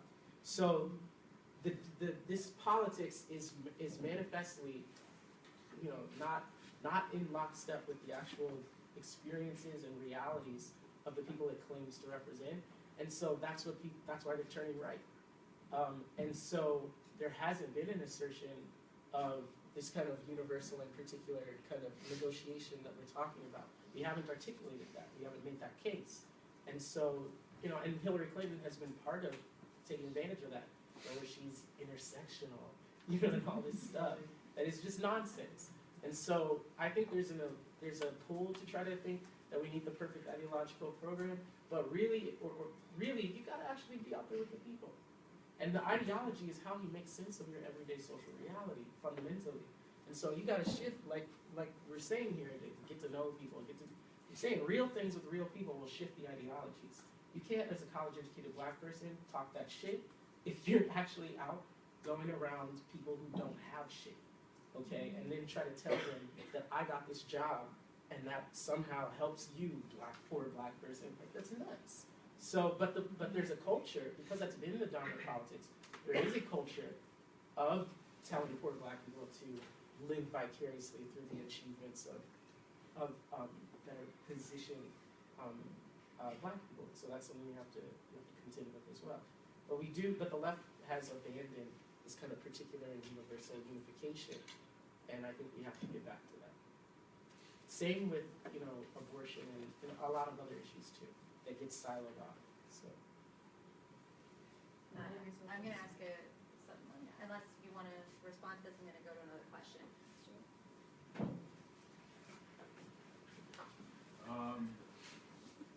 My question is mainly for Ben.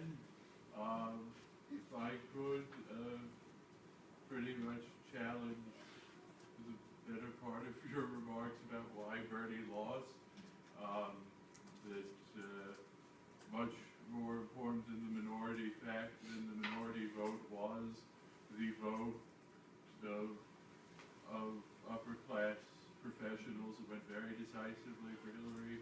The New York Times precinct map right after The primary made that very clear in other northeastern states and California also. And you mentioned also, I mean, you seem to clearly have been exposed to a lot more than I was about what any degree of incompetence in the campaign. I heard similar stories about top staffers, and whatever the case there, at least the version of this argument I read basically argued that it was that basically they should have let Occupy people do grassroots organizing, and that's just wrong. I mean, the related point has to do with, I mean, the reason Bernie did as poorly with the minority vote is the kinds of black intellectuals and personalities he relied on, and Federer was deeply alienated a lot of black voters. I know many of, I can think of a couple of. I'm sorry, can you maybe ask the question? The writers, intellectuals, are people that Platypus has been very critical of. So I guess my question is, and it sort of also applies to a lot of what Rob has been talking about, it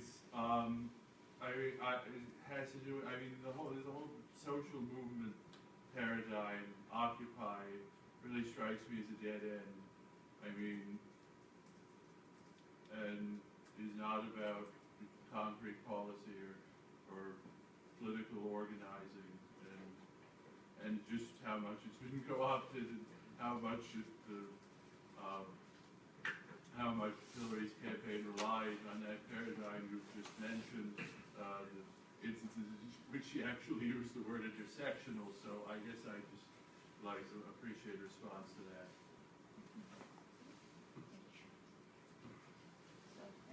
Yeah, I'm just waiting for the microphone. Oh, All right. Well, thank you, Jack. Good to see you. Yeah, I mean, the part that I'll respond to, I hope this answers your question, but yeah, I mean, I absolutely agree that, you know, the vote of the professional managerial class, you know, in places like, you know, the Upper East Side or something, I mean, absolutely.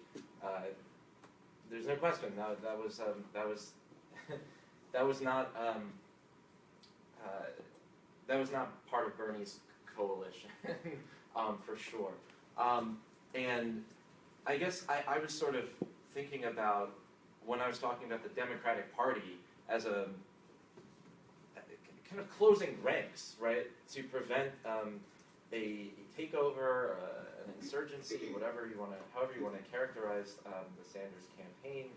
I mean, I think of those people as very much the kind of constituency of people like Chuck Schumer, of people like, you know, you name them, and there aren't many people who weren't part of that effort within the Democratic Party. But what I want to point out is just, and I think for those of us who live in New York City, it's an incredibly, you know, neoliberal, you know, city dominated by like this type of person, this type of voter, and the discourse that you hear operative in the Hillary Clinton campaign. I think that these people are so incredibly isolated, and they have lost whatever cultural legitimacy they had in the eyes of many Americans, and that's part of what happened with this election. And so I think this is a moment where there's a space that's, as far as I can see, solely occupied by Trump, by the Republican Party. I'm not really sure who there is on the left who can stand up as a public figure, who can present an alternative program that is not connected in any way to the professional managerial elite, who again, I think, I mean, I wouldn't want to present the election as a referendum on their authority, but I do think that there's a deep alienation from the cultural elite, from Wall Street certainly, but also people were paying attention to the fact that there was an incredible amount of disdain for ordinary people, so to speak, in places like the Rust Belt. And that's, I mean, in a sense, I think that the Democratic Party has kind of reaped what it's sown, and I think that the people you're referring to who voted against Sanders very much were incapable of looking in the mirror and asking what kind of outcome could be achieved by cobbling together a coalition of basically yuppies and Wall Streeters and a dash of identity politics. Absolutely.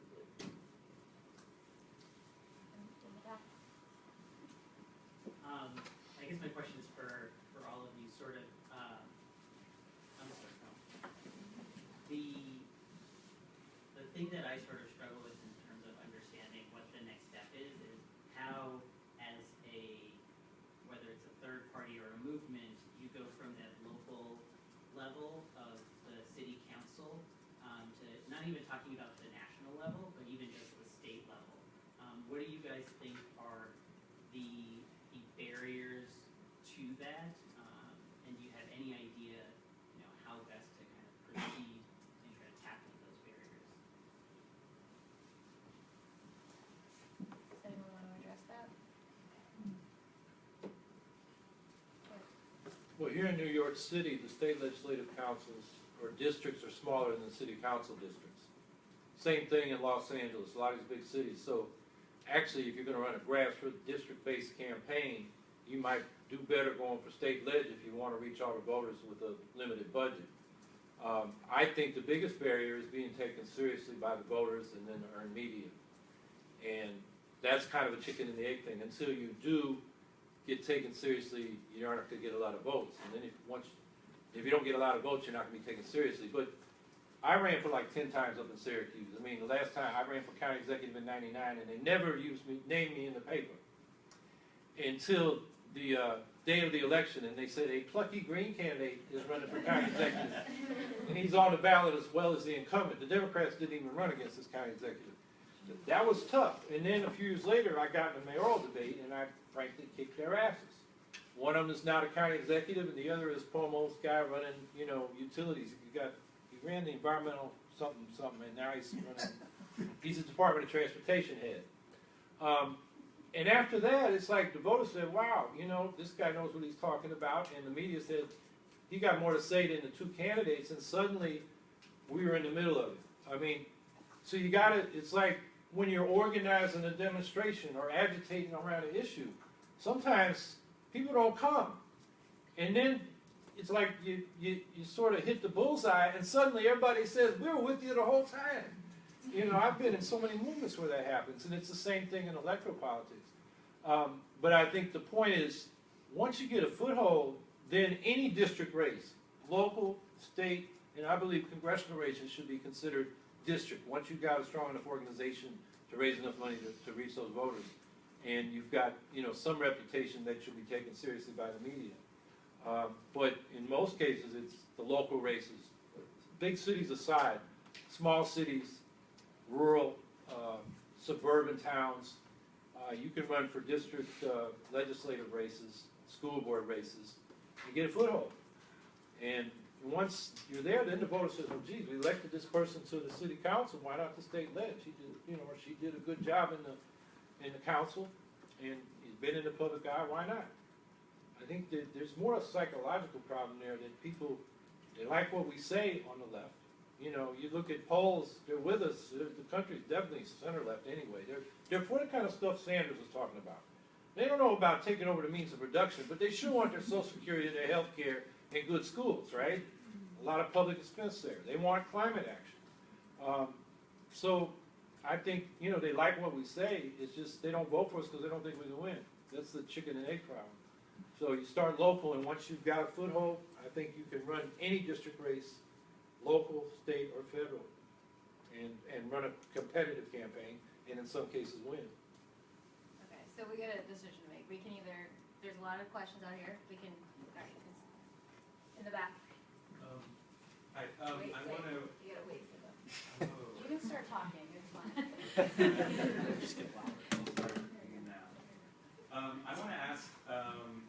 I want to sort of use as to motivate my question the subtitle of the panel, which is the future of the status quo, and maybe think of how potentially that applies to all of us, even here in the room. or sort of raise that as a question. What I mean by that is, in this moment after the election of Donald Trump, a lot of what we see, for instance, on the streets in the protests, is, you know, there are a ton of people with "I'm still with her" signs, right? Or people who want to, you know, to solve this problem technocratically by like changing the electoral college system or something like that. You know, we've got Jill Stein as like the last and greatest defender of Hillary Clinton. And we've of course got the labor unions who donate millions of dollars in financial support to the Democrats and to Hillary. And so I guess the question is, it goes back to this question of independence and accountability.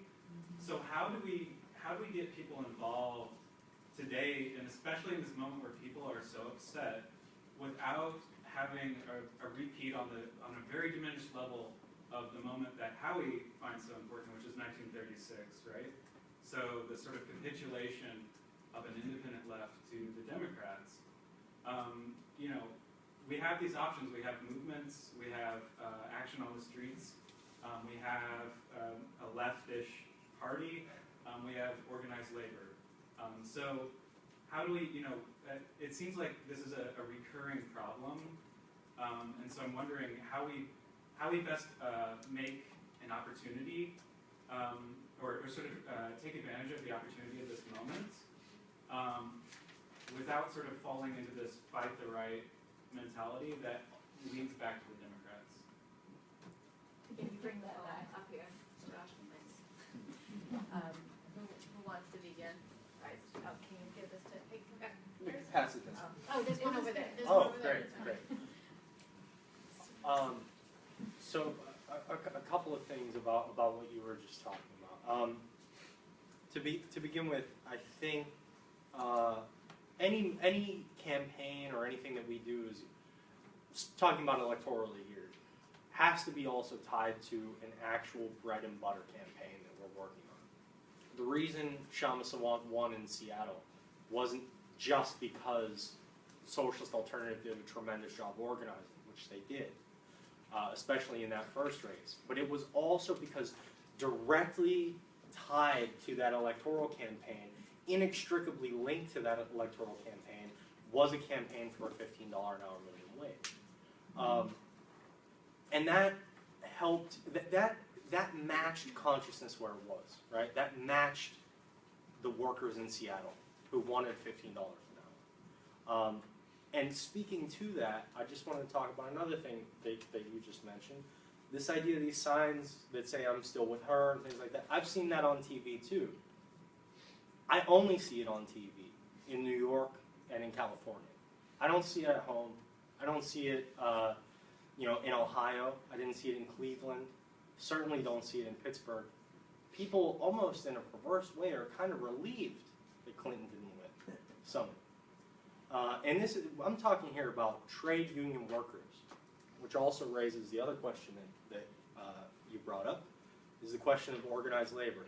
Organized labor, the only forces that have the material capacity to build a new party. They're the only forces that have a material capacity to build a new party. They've got all the organizers, all the money, years of legislative experience, lawyers out the ass. It's unbelievable. All of the structure is there right now to develop a labor party tomorrow. And not only that, but also to start winning people back into the unions through a labor party.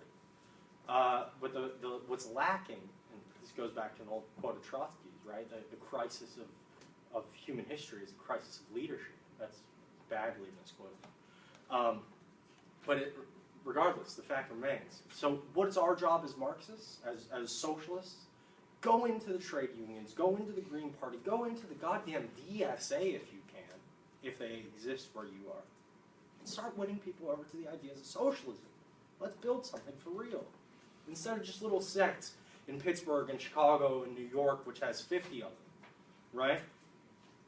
Okay, and we can move this way. This is how we move Okay, that. well, it's funny you say Jill Stein's the last defender of Clinton.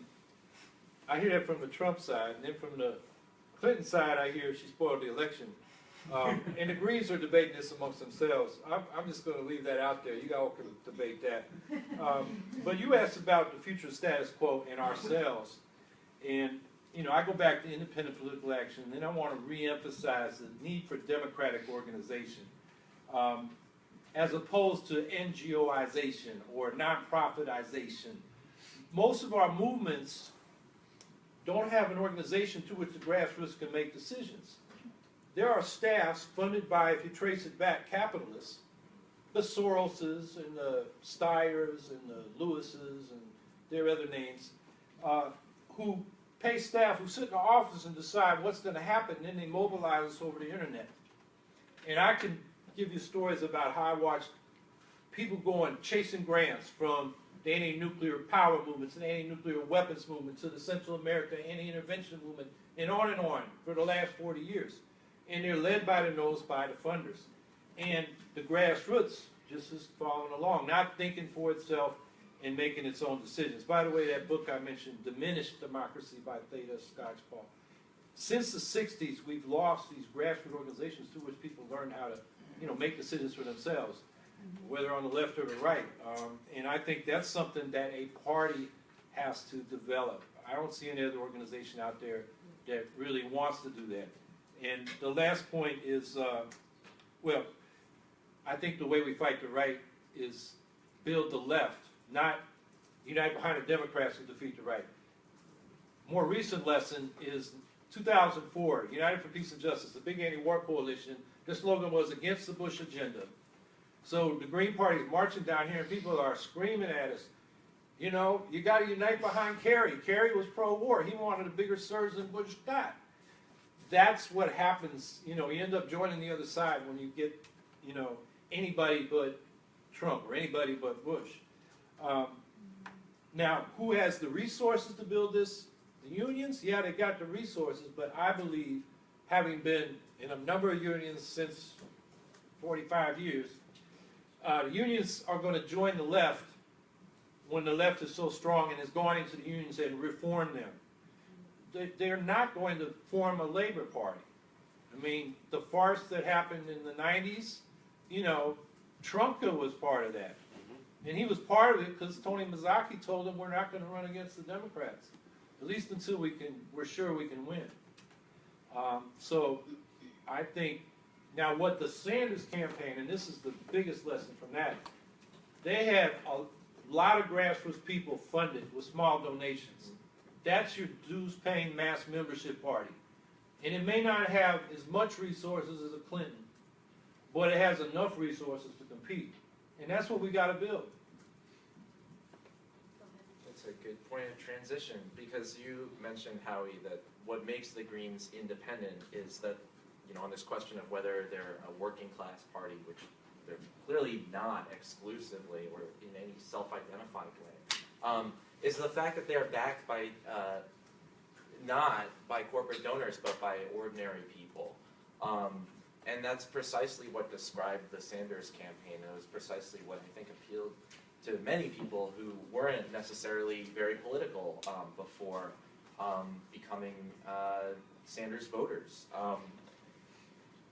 But I have to come back to this other point about how do we get, I think someone over here asked it, about how do we get from local races, city council, community education council, whatever, to, you know, real positions of influence, like even mayor, let alone, you know, governor or state senate. And I mean, I think that the barriers are not just psychological. The barriers are real. They are legal and they are structural. I'm not going to go through them, but I certainly would direct anybody to Seth Ackerman's piece in Jacobin called Blueprint for a New Party. You don't have to agree with his conclusions, but the outline of the barriers to the kind of political transformation through electoral means as an independent political organization that you are talking about are well discussed and laid out. Now, I share the same desire as everyone here to not redirect the focus back into the Democratic Party, but I think we have to be realistic about what the limitations are when we're looking for alternatives. to the Democratic Party. So I don't know where we go from there, but let's just be realistic. Sure. People have kind of answered a lot of it, but there's a couple of little tidbits that I wanted to throw out. One, I think we have to look at how did conservatives even get to where they are now. You know, there's a timeline out there of all the things that they did. They didn't start off, you know, this whole sea change, the 73 thing that we were talking about, it wasn't just like in the atmosphere that this happened. Like, they worked hard. You know, you had, you know, the Equal Rights Amendment was wildly popular. It was getting ratified, you know, and these people were able to organize the, what was it, Stop Taking Away Our Privileges, you know, group under that woman that just died, Phyllis. Yeah. So she was able to turn the tide of a wildly popular initiative that had support across multiple states, and she out-organized them under this emerging not just ideology, but set of actual relations that were coming to take over the government. Republicans used this to win the House, win the Senate, win the presidency, and there was a massive sea change that destroyed the New Deal coalition. But it was also a massive amount of organizing that produced things within a 10-year period, like the moral majority by the end of the decade, which created a whole new level of, or a whole new input into this movement that brought churches and the like into this in a whole new way. And I think there's some lessons in that, in how they went about going about constructing the status quo. And so, are we actually engaging in that political work in a way that is disruptive to the status quo? People are tossing out things like, you know, this nonprofit thing is clearly not an answer. You know, various things. But I think the most important thing is this idea of membership-funded base building. So I've tossed out that New Era group, right? I think they charge like $50 in dues for people to join. And I was in one of their meetings. This is poor black people on the south and west side of Chicago, right? They pay money to join this group, this black nationalist group, and I don't mean like revolutionary nationalists. I mean like nationalists, like the stormtroopers of like fascism for black business owners. That kind of nationalism. Anyway, they charge dues, and people, this woman, the first comment after their presentation was, how do I join? Because they're speaking to direct issues that people are facing. They're not even providing real solutions to it. They're just speaking to it, going out into the neighborhood, doing small things to build credibility with actual people. It's cool, it's easy to talk about it in big terms, but the reality is, I work in a union that's not going to shift its political orientation unless there's some sort of credibility. And so the question is not what's the best argument, what's the best idea, none of that. It's that there has to be a credible opportunity for people to pivot towards in a real way.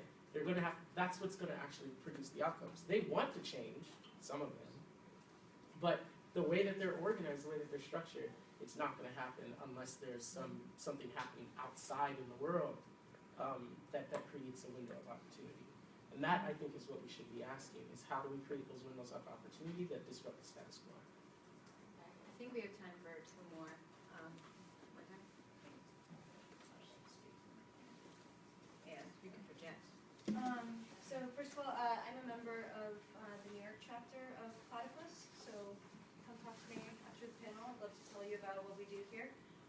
Secondly, Howie, thank you very much for kind of taking us through a very brief history of mass socialist politics in the US. I was wondering if you could kind of briefly expand upon the actual underlying strategy in 1936 for the Communist Party to enter strategically into the Democratic Party. What did they hope to achieve there? And secondly, I have a question for Ben. I wanted to point out just a couple of kind of points of comparison between Bernie and Trump. So in this first point that you guys have been talking about in terms of political campaigns, how important it is that they're independent of corporate influence.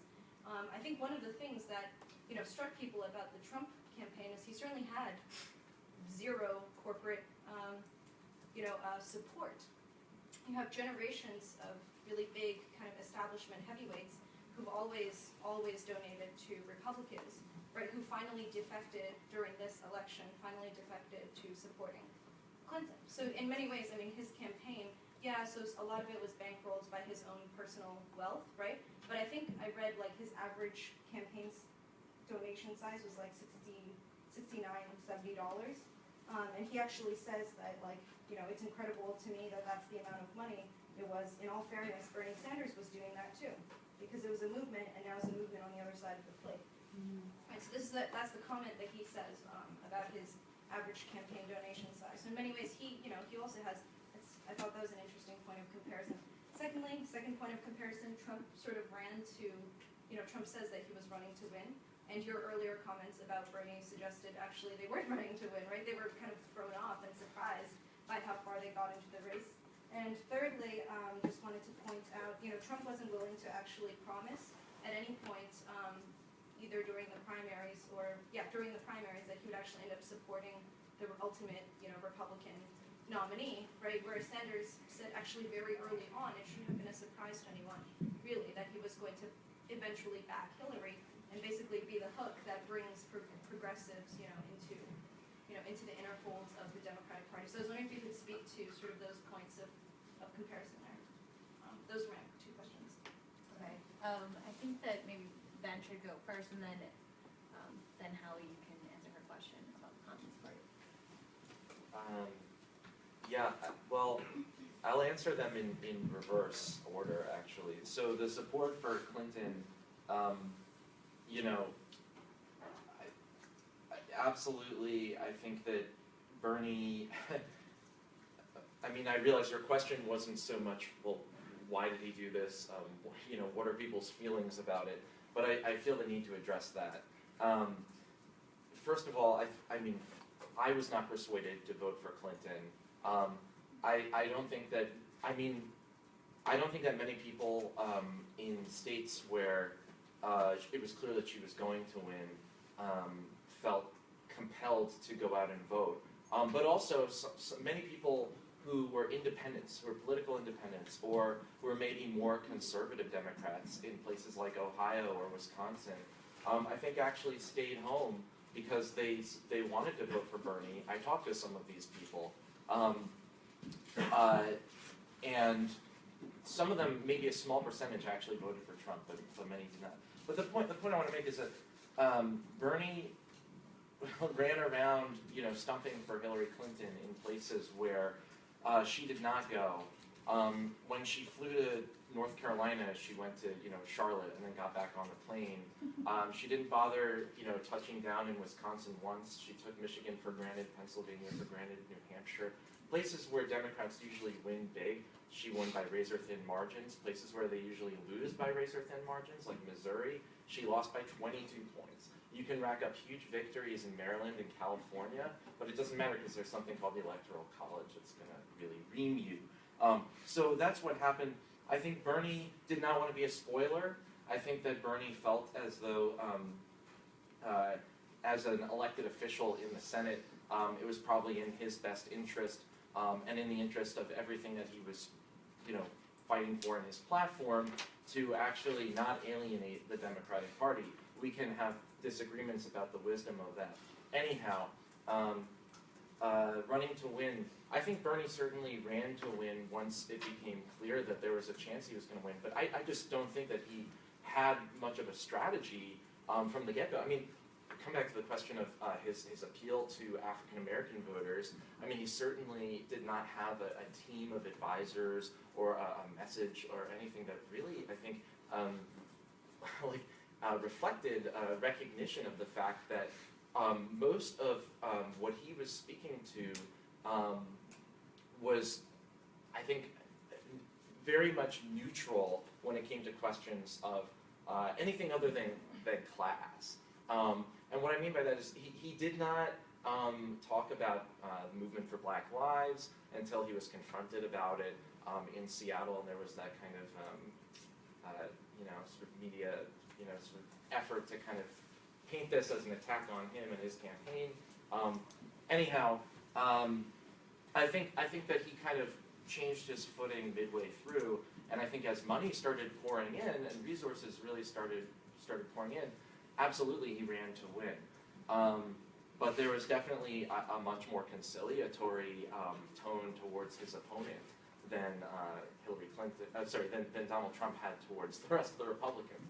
Now the last thing, yes, absolutely, both candidates lacked corporate support. I think in many ways they were fighting for the same voters, but I definitely disagree with the notion that the Republican Party is now a party mostly for working people or alienated, middle class people or something like that. Absolutely, the disgust with finance capital, I think moved people to vote for Trump to a certain extent, or to just stay home and not vote where it counted. And I think that Bernie, this isn't the question, I don't want to be speaking for anyone other than myself, I think he absolutely would have won. I think the polls did show that. I think he would have actually, I think his message absolutely appealed to exactly the demographics that people are pointing to now as, Trump's, surprise edge. So that I don't know if that answers the questions you were driving at, but that's what comes to mind. Before we move to the question of 1936, does anybody else want to reply to the first part of Lintai's question? Can I respond to something the panelists said by way of responding? Sure. Okay. Well, I do want to respond to those questions, which I think are important. Obviously, I agree with actually a lot of what you just said, Ben. The only point that I would disagree with, well, maybe not the only point, but the only point of the analysis that I would disagree with about why things played out the way they did is what I think is a fundamental misunderstanding of the actual atmosphere in the interior part of the country. I really, really can't emphasize this enough. People in Pennsylvania, Ohio, Wisconsin, West Virginia are tired of being pandered to. Of course they were pandered to by Trump, but what people fail to realize, and I think Howie probably saw this in Syracuse too, I know it's certainly the case where I live, you're underestimating the burn it down vote. When Bernie was no longer in the picture, people wanted to throw a brick through the window of the United States. And they did. Trump. It's precisely because of the weakness of the left. It's precisely because we've failed for the last 70 years to actually develop something independent of the Democratic Party. And more than that, it's the fact that Detroit looks like goddamn Syria. I don't know if anybody here has actually been there, but it literally looks like Syria. Nobody in Pittsburgh, there's not a single working class part of the city left where I live. Everybody's literally being forced out either by actual evictions or by economic evictions and being forced further and further and further into the suburbs. Being pushed out of homes that their families have had for 100 years. This is the condition in this country. Not what's going on here, not I'm still with her. It's burn this motherfucker to the ground. That's how people feel. Well, and at the same time, that definitely exists. And we've seen that manifest in places where you had systemic oppression under Democrats, in Baltimore and in Ferguson in particular, in which that burn it down sentiment was rampant. And, for a certain section of the population. I wrote articles about these things defending these riots, as sophisticated political expressions from below. But the question I have, and I'm a broken record today, but I went to the People's Summit in Chicago, right? This is the National Nurses Union putting this on. And this is right after, I'm pretty sure any rational person knew that Bernie was a rat, but it was still this Bernie personality cult. The loudest cheer that night, in my recollection, from my point of view, was when one of the speakers said, this is the first night, one of the speakers says, and the Clintons want Bernie's email list. Well, they're not gonna get it. And then the whole crowd was like, oh! There was some woman in the crowd when they mentioned Bernie Sanders. She's like, oh, she's sort of bowing. I was like, what is happening? And then, but the reason why I bring this up is the nurses union, right? One of the central claims in his candidacy was about single-payer healthcare, right? The union of nurses is positioned in a way to actually be a driving force as part of their organizing in a day-to-day sense to drive for that program. Like, people forget that single-payer or healthcare systems are actually human relationships, that they require a recalibration of like how people treat one another. That's fundamentally what it is. It's not some abstract policy preference, but the campaign, the Sanders campaign, made it so. So someone like my mom, for example, who wanted to be a Bernie delegate, and she drugged me along to go to a Bernie little meeting once, and the white people in this meeting, all right, when it came time to trying to figure out how to they were trying to gauge whether my mom was really down or not. So they turned to my mom and they go, and Black Lives Matter, police brutality. Like, that's the only thing that Black people understand and that would motivate her. And my mom was like, yo, I'm about to be on Social Security. Like, I need to get this money. Like, that's what my mom was about. Like, how am I going to eat? So that's not exactly where that campaign was. Let's not overstate where this stuff was. So when you become a policy preference in the abstract, my mom went from like, die hard, I want Bernie, to I'm with her, right? Why? Because it was only an abstract idea, okay? That's all this really was in practice. And so now she's disillusioned with the whole thing, and I'm like, Ma, But the whole time, I've been in her ear like, Ma, let's really talk about the cop stuff. Ma, let's really talk about whatever. And now she's got some more political sophistication. She's, doing stuff in her community to talk about some fundamental issues and organizing around it. And so that, I think, has to be the change in our approach. Like, how do we relate to real people and stop talking about this stuff like, just because some poll says everybody wants single payer, even if Sanders were elected, how are you actually going to do this? And it's not going to come through elections. It's going to come through real bases of real people being like, no, I'm not going to go make this choice to fund this service this way. I'm going to do it that way and have that be part of a real struggle. And like, that is what I wanted, and that is the broken record message. Real struggle, None of this policy preference, like, oh, yes, please, I'll have another. Like, no, that's not how it's going to go. So we have a choice to make as a panel and as, an audience, whatever.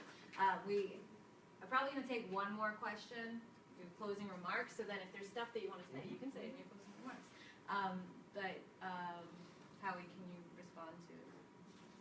Sure. Very quickly, in the 30s, the Communist Party, as fascism and Nazism was rising, it started out very sectarian. They were calling the socialists social fascists. Only the communists got the right answer. And they were split with the socialists as Hitler, and his party advanced in the German elections. And then Hitler got in power. The socialists backed. This is the classic lesser evil mistake. They backed the conservative von Hindenburg, who would then appointed Hitler chancellor, and so by supporting the lesser evil, they got the greater evil. So they're faced with Hitler, and so the communists very quickly moved to, first they said, oh, we do want a united front with our social fascist friends, and then very quickly became a popular front with the progressive capitalists, or bourgeoisie, as they said. A guy named Dimitrov wrote these resolutions in 35 and 36. And so, in this country, they already had a communist candidate. I think they're called the Workers' Party then, but maybe they're called the Communist Party by then. But anyway, the candidate, like Angela Davis did in the 80s or whenever she ran, it's like they ran against the Republican and sort of mobilized their people, and everybody kind of wink, wink, we're going to vote for the Democrat. And that's basically where they've been. And since, the new left of the 60s kind of rejected the old left, but they got the popular front in their head and they don't even know where it came from. And that's why they've been trying to do reform democratic politics for the last 50 years and wondering why we have no left. So anyway, that's thumbnail history. Can I ask a question? Yeah, thank you. So thank you for your contributions. I wanted to go back to Jamie's question about ideological clearing. There's a lot of emphasis here about going to the people, and connecting with them. So in the beginning, the workies, the labor parties of the 19th century, the way that they got started was by pushing for the 10-hour day. So a real struggle, connection with something that people needed. And yet, alongside with it, there was the cultivation of reading clubs, newspapers, a way, as William Huygen, who was one of the ideological leaders of this small experiment, for the working class to educate itself on its interests and its role in society. Which I have to say, if we are honest with ourselves, I'm not sure that the American working class knows its interest and where it stands within the social economic system. And so when the left speaks to the working class, I just wonder, like, what are they saying? What do they have to say to working people? And I find two problems. One, the left has nothing to say to the working people, right? They're like, well, what do you want? And sometimes what the working class wants is not necessarily emancipatory, right? So someone might have their job taken away by an illegal immigrant, depressing their wages, and they might take away from that they should join the right. Or that the left is dishonest with working people, that it says, well, because of the current state of affairs, we might just all have to join the Democratic Party, even though the leftist knows that the Democratic Party is not the party of working people, they say this is what we have to do. So if we did an experiment, and if this is a moment, as Karl says, of potential, and in this room, like if we really wanted to educate people on the possibility of socialism, like what would we say to working class people without being dishonest and just telling them, you tell us what to do? Like how would the left lead this potential into socialism? What would we need to say to working class people? I can't say that as for what other people should do, but I'll talk about what I did. So some of what I'm assigned to do in the union is to talk to people about their issues. And so, for example, just this past week, and these are one-off conversations, so they're not they're examples of manifestations of my ideology, but they're not actually like moments in which I'm actually actively trying to teach it, right? There was a fight in the shop, and both the workers get fired. So I'm talking to one of the fired workers, and she says, well, the reason why the fight happened is girl stuff. So I'm like, okay, and she's like, you wouldn't understand. Let's talk about it. What's girl stuff? And so she says that, oh, so-and-so is jealous of me because, I'm pretty and whatnot, and, they were, the men on the line were helping me out, but not helping these other women out, and, they're just jealous, and they got bitter, and then the fight happened, whatever. I'm like, okay, let's actually break this down. That's not no girl stuff. What are the forces that at play that actually created this situation? So I'm saying people's behaviors are shaped contextually by material relations, right? It's not some abstract girl stuff, hive mind mentality. This is nonsense, But I didn't say that way, but of course I'm guiding her towards this idea. So I'm like, your restaurant is understaffed, okay? Like there aren't enough people, the company will not hire enough people to do the work. So people are overworked and they need help and they can't get it, period, right? Yeah. I'm like, so in that context, things like the sexual relationships between people are not just abstractions, they're actually economic. So the fact that you have this relationship based on appearance, supposedly, with these men that want to help you do your job, which is something that's made structurally harder by the fact that the boss is exploiting you, is the problem, and so the resolution isn't to deal with girl stuff, but it is in fact to join together to do a struggle against the boss exploiting you, concurrently with talking about what you believe to be girl stuff, which some people would call false consciousness or whatever. So that's how it plays out in a real struggle context, right? Or in another case, when I went to the New Era's meeting and I was like, you're using the image of Fred Hampton to popularize your group when Fred Hampton was an anti-capitalist and believed in the international proletarian revolution. So what say you, petty bourgeois nationalists? And you have to go into these spaces and challenge people who are politically organizing on ideological terms. I agree with that. But it has to be in the context of doing real struggle, like you're saying. And the problem is all these challenges, hot takes, and all this stuff on the internet are in no way connected to real struggle. whether a person in their job or people in a neighborhood association trying to make sense of people being killed around them every day. When I go into this new era meeting, they do pat downs for guns, okay? Like, it's real out here. And so they're dealing with real things, and you have to meet them there to talk about the ideology with any kind of credibility. And respect them, you're right. People do not respect working people, even ones on the left. There's a contempt for it. And not just working people, people without jobs too. And so I think like that, until we actually engage them in struggle, we won't have anything, you may as well have nothing to say because you have no credibility. And so, not to say that I do, but I'm trying to build it by actually joining the struggle. And until more of us have that attitude, and I'm not saying you have to do that by joining a labor union like I did. And believe me, it's very hard to balance out my interests as far as what I want to see as far as social transformation is concerned, and the daily grind of the union bureaucracy. This is something that I struggle with, and I do not have the answers for how to do that. But I think that the seeds are there because I actually do get to talk to working people about their issues for some of this type of work to exist in ways that I didn't have access or the ability to do it when I was just R.L. Stevens writing articles on the internet that were righteous and had all kinds of dope ideas. No, just sick of myself. Anyway, they were cool, but like, what's the impact really if I'm not actually in the streets with people? And I did, as a journalist, I went to Baltimore the day after the riots and worked with the people and talked with them and handed out food and stuff. But that's one thing that's not like a real protracted struggle. And we have to get back engaged, not just joining groups, but actually joining struggles. And I think that's the problem with like Black Lives Matter and all these different things. They're not actually in the daily struggle game. It's too abstract.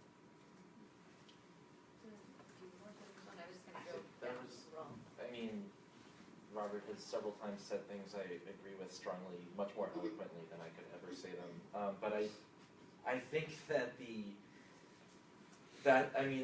what you're saying is absolutely true. It gets at precisely what I found so lacking with the Sanders campaign, as it actually operated, not in terms of the platform or something like that, but in terms of, again, I volunteered. I was primarily talking to people in working class neighborhoods in New York for a reason. That wasn't like someone told me to do that. We were able to get the voter rolls of the Democratic Party in Brooklyn. A lot of the times the addresses were wrong, but that's okay. I got to talk to different people. And actually to listen, because while I'm not a professional or trained organizer like some of the people are here, I have some limited organizing experience in the labor movement and for the environmental movement. And I actually do think, again, this was interesting in that there was an encounter. There was a way to actually listen to working people and to hear what their struggles are, what their views are on not just in this sort of local context of the workplace or the neighborhood, which is important, but beyond that, right? What is their vision of social transformation? And maybe that's too much to ask. Maybe that's just a question you can't ask of someone who's living paycheck to paycheck. But I think actually widening the boundaries of political possibility and discourse and imagination is something that left intellectuals can do, and I think that electoral campaigns can actually offer an opportunity for them to do that. I'm not saying that only electoral campaigns can do that, but that's the sort of the other side of it as I see it. So the question was, how does the left lead the working class to socialist perspectives? I think you hit on one thing we need for sure, and that is study groups, reading, classes. You need organization to do that. It needs to be done within the organization. I've been arguing for the party. I would say some unions you can do that if you can get control of your local. I mean, the unions vary widely in the structure and how much local autonomy you have, but it is possible. Like Teamsters is very decentralized, even though Hoffa has got a patronage machine. And, if we could get control of my local, we could do a lot of education. We've been trying. So I wouldn't just not write off unions completely if that opportunity presents itself. Second thing, which Karl mentioned, was transitional program. Think about a transitional program is that you start where people are at. Like, most people think, and polling shows this, and I actually, there was no polling from the 70s when the Democrats finally dropped the idea after Humphrey Hawkins got watered down, Humphrey Hawkins' full employment bill. Until earlier this year, there was a poll, majority, or a plurality of people anyway, still support the idea that government should be employer of last resort. You know, we have a work ethic, people feel if you can work, you should be able to work. If you can't get a private job, there should be a public job for you. And so that's something we can mobilize to fight for. And a lot of people say, yeah. And then the capitalists are going to say, no, we don't want that. You know, we want a reserve army of labor. We want you guys to compete in the labor market so the wages are low. And then people begin to see that they got the capitalists as a problem in the system that they're benefiting from. See what I'm saying? You can put these demands forward. They fight for the demand that makes sense on its own terms, and then they come up against the system. That's a teachable moment, as they say. So I think, you know, that's what a left party can do. And then the other thing, and this gets to some of the other discussion. I keep thinking of these New Era people in Chicago. I got some Chicago guys. I want to talk to you. There's a guy named James Boggs who, if you know who he was, Grace Lee Boggs' husband died quite a while back, sort of a mentor to the, you know, Detroit Revolutionary Union movement and the Snake people. And I finally got him into the Green Party in the late 80s. And one of the things he told me was, you got to challenge people. And, you know, his advice to me was like, you get these black nationalist groups and they'll say, oh, get away, we got this covered. And a lot of times you find they're putting the issue to bed. I've seen that. Or they got, you know, their own game they're playing to get their own grants or whatever. And by the same token, you'll run into white working class people that are doing scapegoating of immigrants or Latinos or blacks, you know, taking their jobs, affirmative action. You got to challenge people as a left, not just pander to them, which, you know, I think, you know, you mentioned this, you know, and I can vouch for Syracuse amongst Teamsters who I have a lot more contact with. Clinton was totally despised because she represented the professional managerial class that bossed them around at work or when they deal with the utility or the bank or, God forbid, they're in court over something with some damn lawyers. Professionals are all very professional and smile in your face and stab you in the back. So when Clinton said, Trump's got the wrong temperament, a lot of people said, good, you know? And that gets to Bernie. I think Bernie had that Brooklyn attitude. He would have, I think he would have, you know, taken away Trump's strength. And, you know, Bernie can dish it out. I've known Bernie since 1972. Whatever my criticisms of him, what he says is what he is. And he wouldn't have taken Trump, you know, Trump would have given him the nickname, he'd have given him the nickname back. I would have loved to have seen that race, even though I'd have been supporting Jill Stein, but it would have been a hell of a race.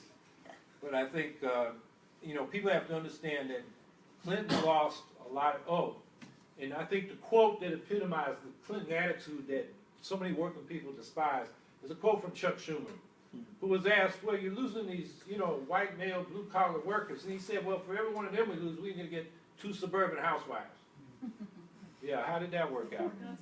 Yeah, and that's very arrogant, and working people, you know, if they didn't hear the quote, they feel it. Well said, Howie. Real quick anecdote about Bernie Sanders. Just thought of this when you mentioned you've known him since '72. In the late '80s, there was a meeting in Brooklyn, and the speakers at that meeting were Ted Grant, the person that I quoted at the beginning of my opening remarks, Terry Fields, who was a Marxist MP from Britain, and Bernie Sanders were the 3 speakers at that meeting. And the theme of the meeting was break with the Democrats and form a Labor Party. So that shows you just how far, right, Bernie has gone since just the late 80s. But I'll finish up with just this. In 2009, there was a public transit crisis in Pittsburgh. Actually, there's always a public transit crisis in Pittsburgh, but it was really bad in 2009, and we were facing 35% cuts. At the same time, the county executive was on his way out. Now, the county is in control of almost everything in Pittsburgh because we're considered a second-class city. Literally, that's our designation, second-class city. In Honorado, the county executive was on his way out, and they were depending, the Democrats were, and he was a Democrat, the county's been controlled by Democrats since the 30s. But he was on his way out, and they were depending on the support from the transit union, from the ATU. They absolutely needed it in this race. And so, all of a sudden, Honorado comes along and he says, well, we're going to reduce the cuts, right? This is after a huge movement that we started called Pittsburghers for Public Transit that blocked streets, shut down bus lines, got onto buses, educated workers on the buses, etc. All of a sudden, they come up with all this money and they get the cuts down to 15%. All of a sudden, the union reverses itself, says that they're going to support the Democratic candidate, Rich Fitzgerald, as the county executive. So the socialists who started Pittsburghers for Public Transit thought, actually, publicly debated, the leaders of the union said, Rich Fitzgerald is going to screw you. He's going to screw you. You think these 15% cuts are better than the 35% cuts? Wait till the end of Fitzgerald's first year in office. Precisely what we said was true. Workers in droves lost their jobs in the year following Fitzgerald's election. As a result of that, we launched another campaign called the Campaign for a Mass Party of Labor. Every single month in Pittsburgh, until the campaign was abandoned by the organization that started it, every single month we had a meeting of between 30 and 50 trade unionists who were coming and discussing the ideas of breaking with the Democratic Party, discussing transitional demands, discussing the ideas of socialism. Like I said, that campaign was eventually abandoned, but the interesting thing that happened is that in the immediate elections following that whole period, in the 2012 elections inside the union, the entire union was shaken up. Women were elected to the leadership. Black people, for the first time, were elected as boardmen, which is the term that they use for steward in the union. It was an amazing shift. The left wing took a sizable minority on the executive board of the union, and the left-wing organizers from the union were called up to the international to go and build the ATU across the country and in Canada. It was an amazing experience. Unfortunately, like I said, because we abandoned it, we didn't go far enough. We could have really made a difference. We could have made an impact specifically with that union. If there were another organization or other organizations involved in that campaign that had connections to other unions, or maybe people in other unions that they could have started bringing people to the meetings, we could have developed a county-wide labor party in 2009 or 2010. Well, I just want to invite some short closing remarks, like keep it under a minute. But anything that you felt like you didn't get to say that you really want to say, now's the time. So, starting with you, Robert. Always first. You can go second if you want. Yeah, can I go second? Who is ready to speak? Well, I just want to thank you for organizing this forum. I hope I wasn't too caffeinated. I worked the night shift last night and then drove straight down here and worked doubles and triples all week. It's UPS peak season, so I'm making lots of overtime and good money, but it's boring as hell. And so this was like my vacation. I got to be back to work for a Sunday shift, but it's overtime. So I just appreciated the discussion, and thanks for having me. I also want to thank Platypus for hosting this. I want to thank people for coming out on a beautiful day to listen to us drone on about some bleak possibilities, or well, I don't know. Yes, for coming and educating yourselves, and also for my fellow panelists. I just want to reiterate some things that I've already kind of mentioned, but to just kind of clarify that I think we're able to speculate about what a left politics could mean going forward because of the Sanders campaign. Doesn't mean you have to worship like people were at the People's Summit, and know like the cult of personality around Bernie obviously should be written off and vigorously opposed, as he would say. But I think that his campaign is also important because it exposed what is not possible, perhaps, given the current political configuration. And it's something that I don't think a lot of people would have realized otherwise. I know that sounds a little bit tortuous and belabored, but bear with me. I mean, the reason why I was pulled into his campaign to begin with is that when I saw him speak in Madison, Wisconsin, early on in the election cycle, an overflow arena that was totally filled up. You know, they had to set up, you know, a TV in the lobby or something, which again I don't think was expected. He ended his whole spiel, which he repeated everywhere again and again, by saying, "There's something I'm going to tell you that nobody else is going to tell you who's running for president. Maybe this is bad politics, but you'd say, if I'm elected to office, I can't do what I'm telling you needs to be done without your help, without your participation." And it, you know, it was, maybe that's notional, maybe that's too idealistic, but it was a call for a kind of participation, the kinds of spaces for political education and discussion that Howie has rightly been referring to, that we need to recreate on the left. It was a call for people also to stop being marginal, to come out and actually talk politics, which means seizing on opportunities to do that wherever they emerge. And again, I don't think that we're going to, you know, come out with a clear sense of whether, you know, avoiding the Democratic Party or critically supporting some Democrats who are very much outside the mainstream of the Democratic Party is the way to go. But I think that we need to continue talking to each other and to actually, you know, seize this moment, which feels strangely pregnant with possibilities for all its bleakness.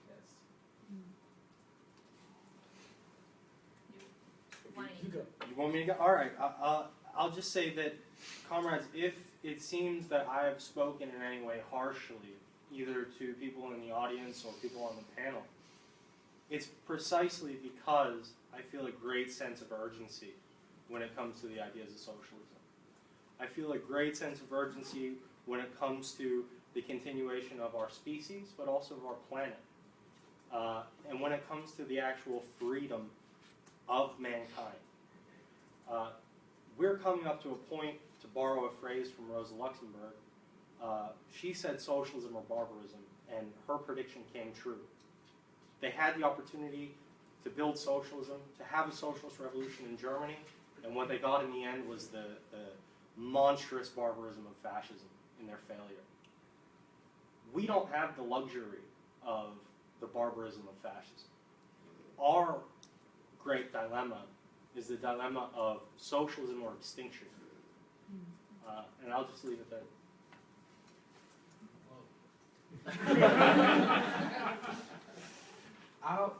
I think I agree wholeheartedly. I'll attack the issue from another point of view. So I live in Chicago. I work for a union, like I said, in the hospitality industry. And in my union, there is a serious crisis because one of the bosses of a company we actively organize against is now President of the United States. What does this mean? It means he can raid all of our shops and do immigration raids, attack the company's demand, proof of citizenship, all of these things. He has the luxury of the FBI, all of these things, right? So, so for me, these questions are very, very personal, you know, of what to do next, because I'm faced with some real exposure here as far as like what the consequences of not just this election, but of, like I said, a tide of politics that has been kicking us in the teeth for 50 years. You know? So what do I mean to say in that I would say is a little different than extinction, although I agree with that? It is that I need help, like straight up. There are those of us who are doing these things on a daily basis, you know, that like, you can't just be some like hero, you know, that's Kobe Bryant in 05, putting up shot after shot. He didn't win nothing, okay? So what I'm saying is, you know, come talk to me about like, come to Chicago, man. And let's like mix it up with these people. Let's actually try to do the things that we claim need to be done. And it's easier said than done, but there are real ways that you can actually help me do this by joining in it together. and to actually work with workers to figure this out, and to really struggle with it in context. The ideas are great. I mean, I had a whole lot of engagement with ideas at Occupy that definitely spurred my political development. But when I'm in these contexts trying to actualize them, it's very difficult, and I can't do it all. So, to the people, I'm assuming this is gonna be it's gonna be transcribed. Yeah, it's gonna be published. It'll be transcribed and then published. So in the if you're- Platypus review. If you are reading this, come to Chicago. That part might be edited out. Chicago. And let's So maybe fight. we'll keep it in. Keep it in. Keep it in. Everything else I said means nothing. Okay. Let's do this. I'd like to thank everybody for coming, and I'd really like to thank our panelists for a very good discussion. We have copies of the Platypus Review for free, and also flyers talking about our events, reading groups, a sign-up sheet. And also, if you want to find out more, just find one of these people wearing Platypus pin. We have PR readers for sale. Oh, and there's PR readers for sale.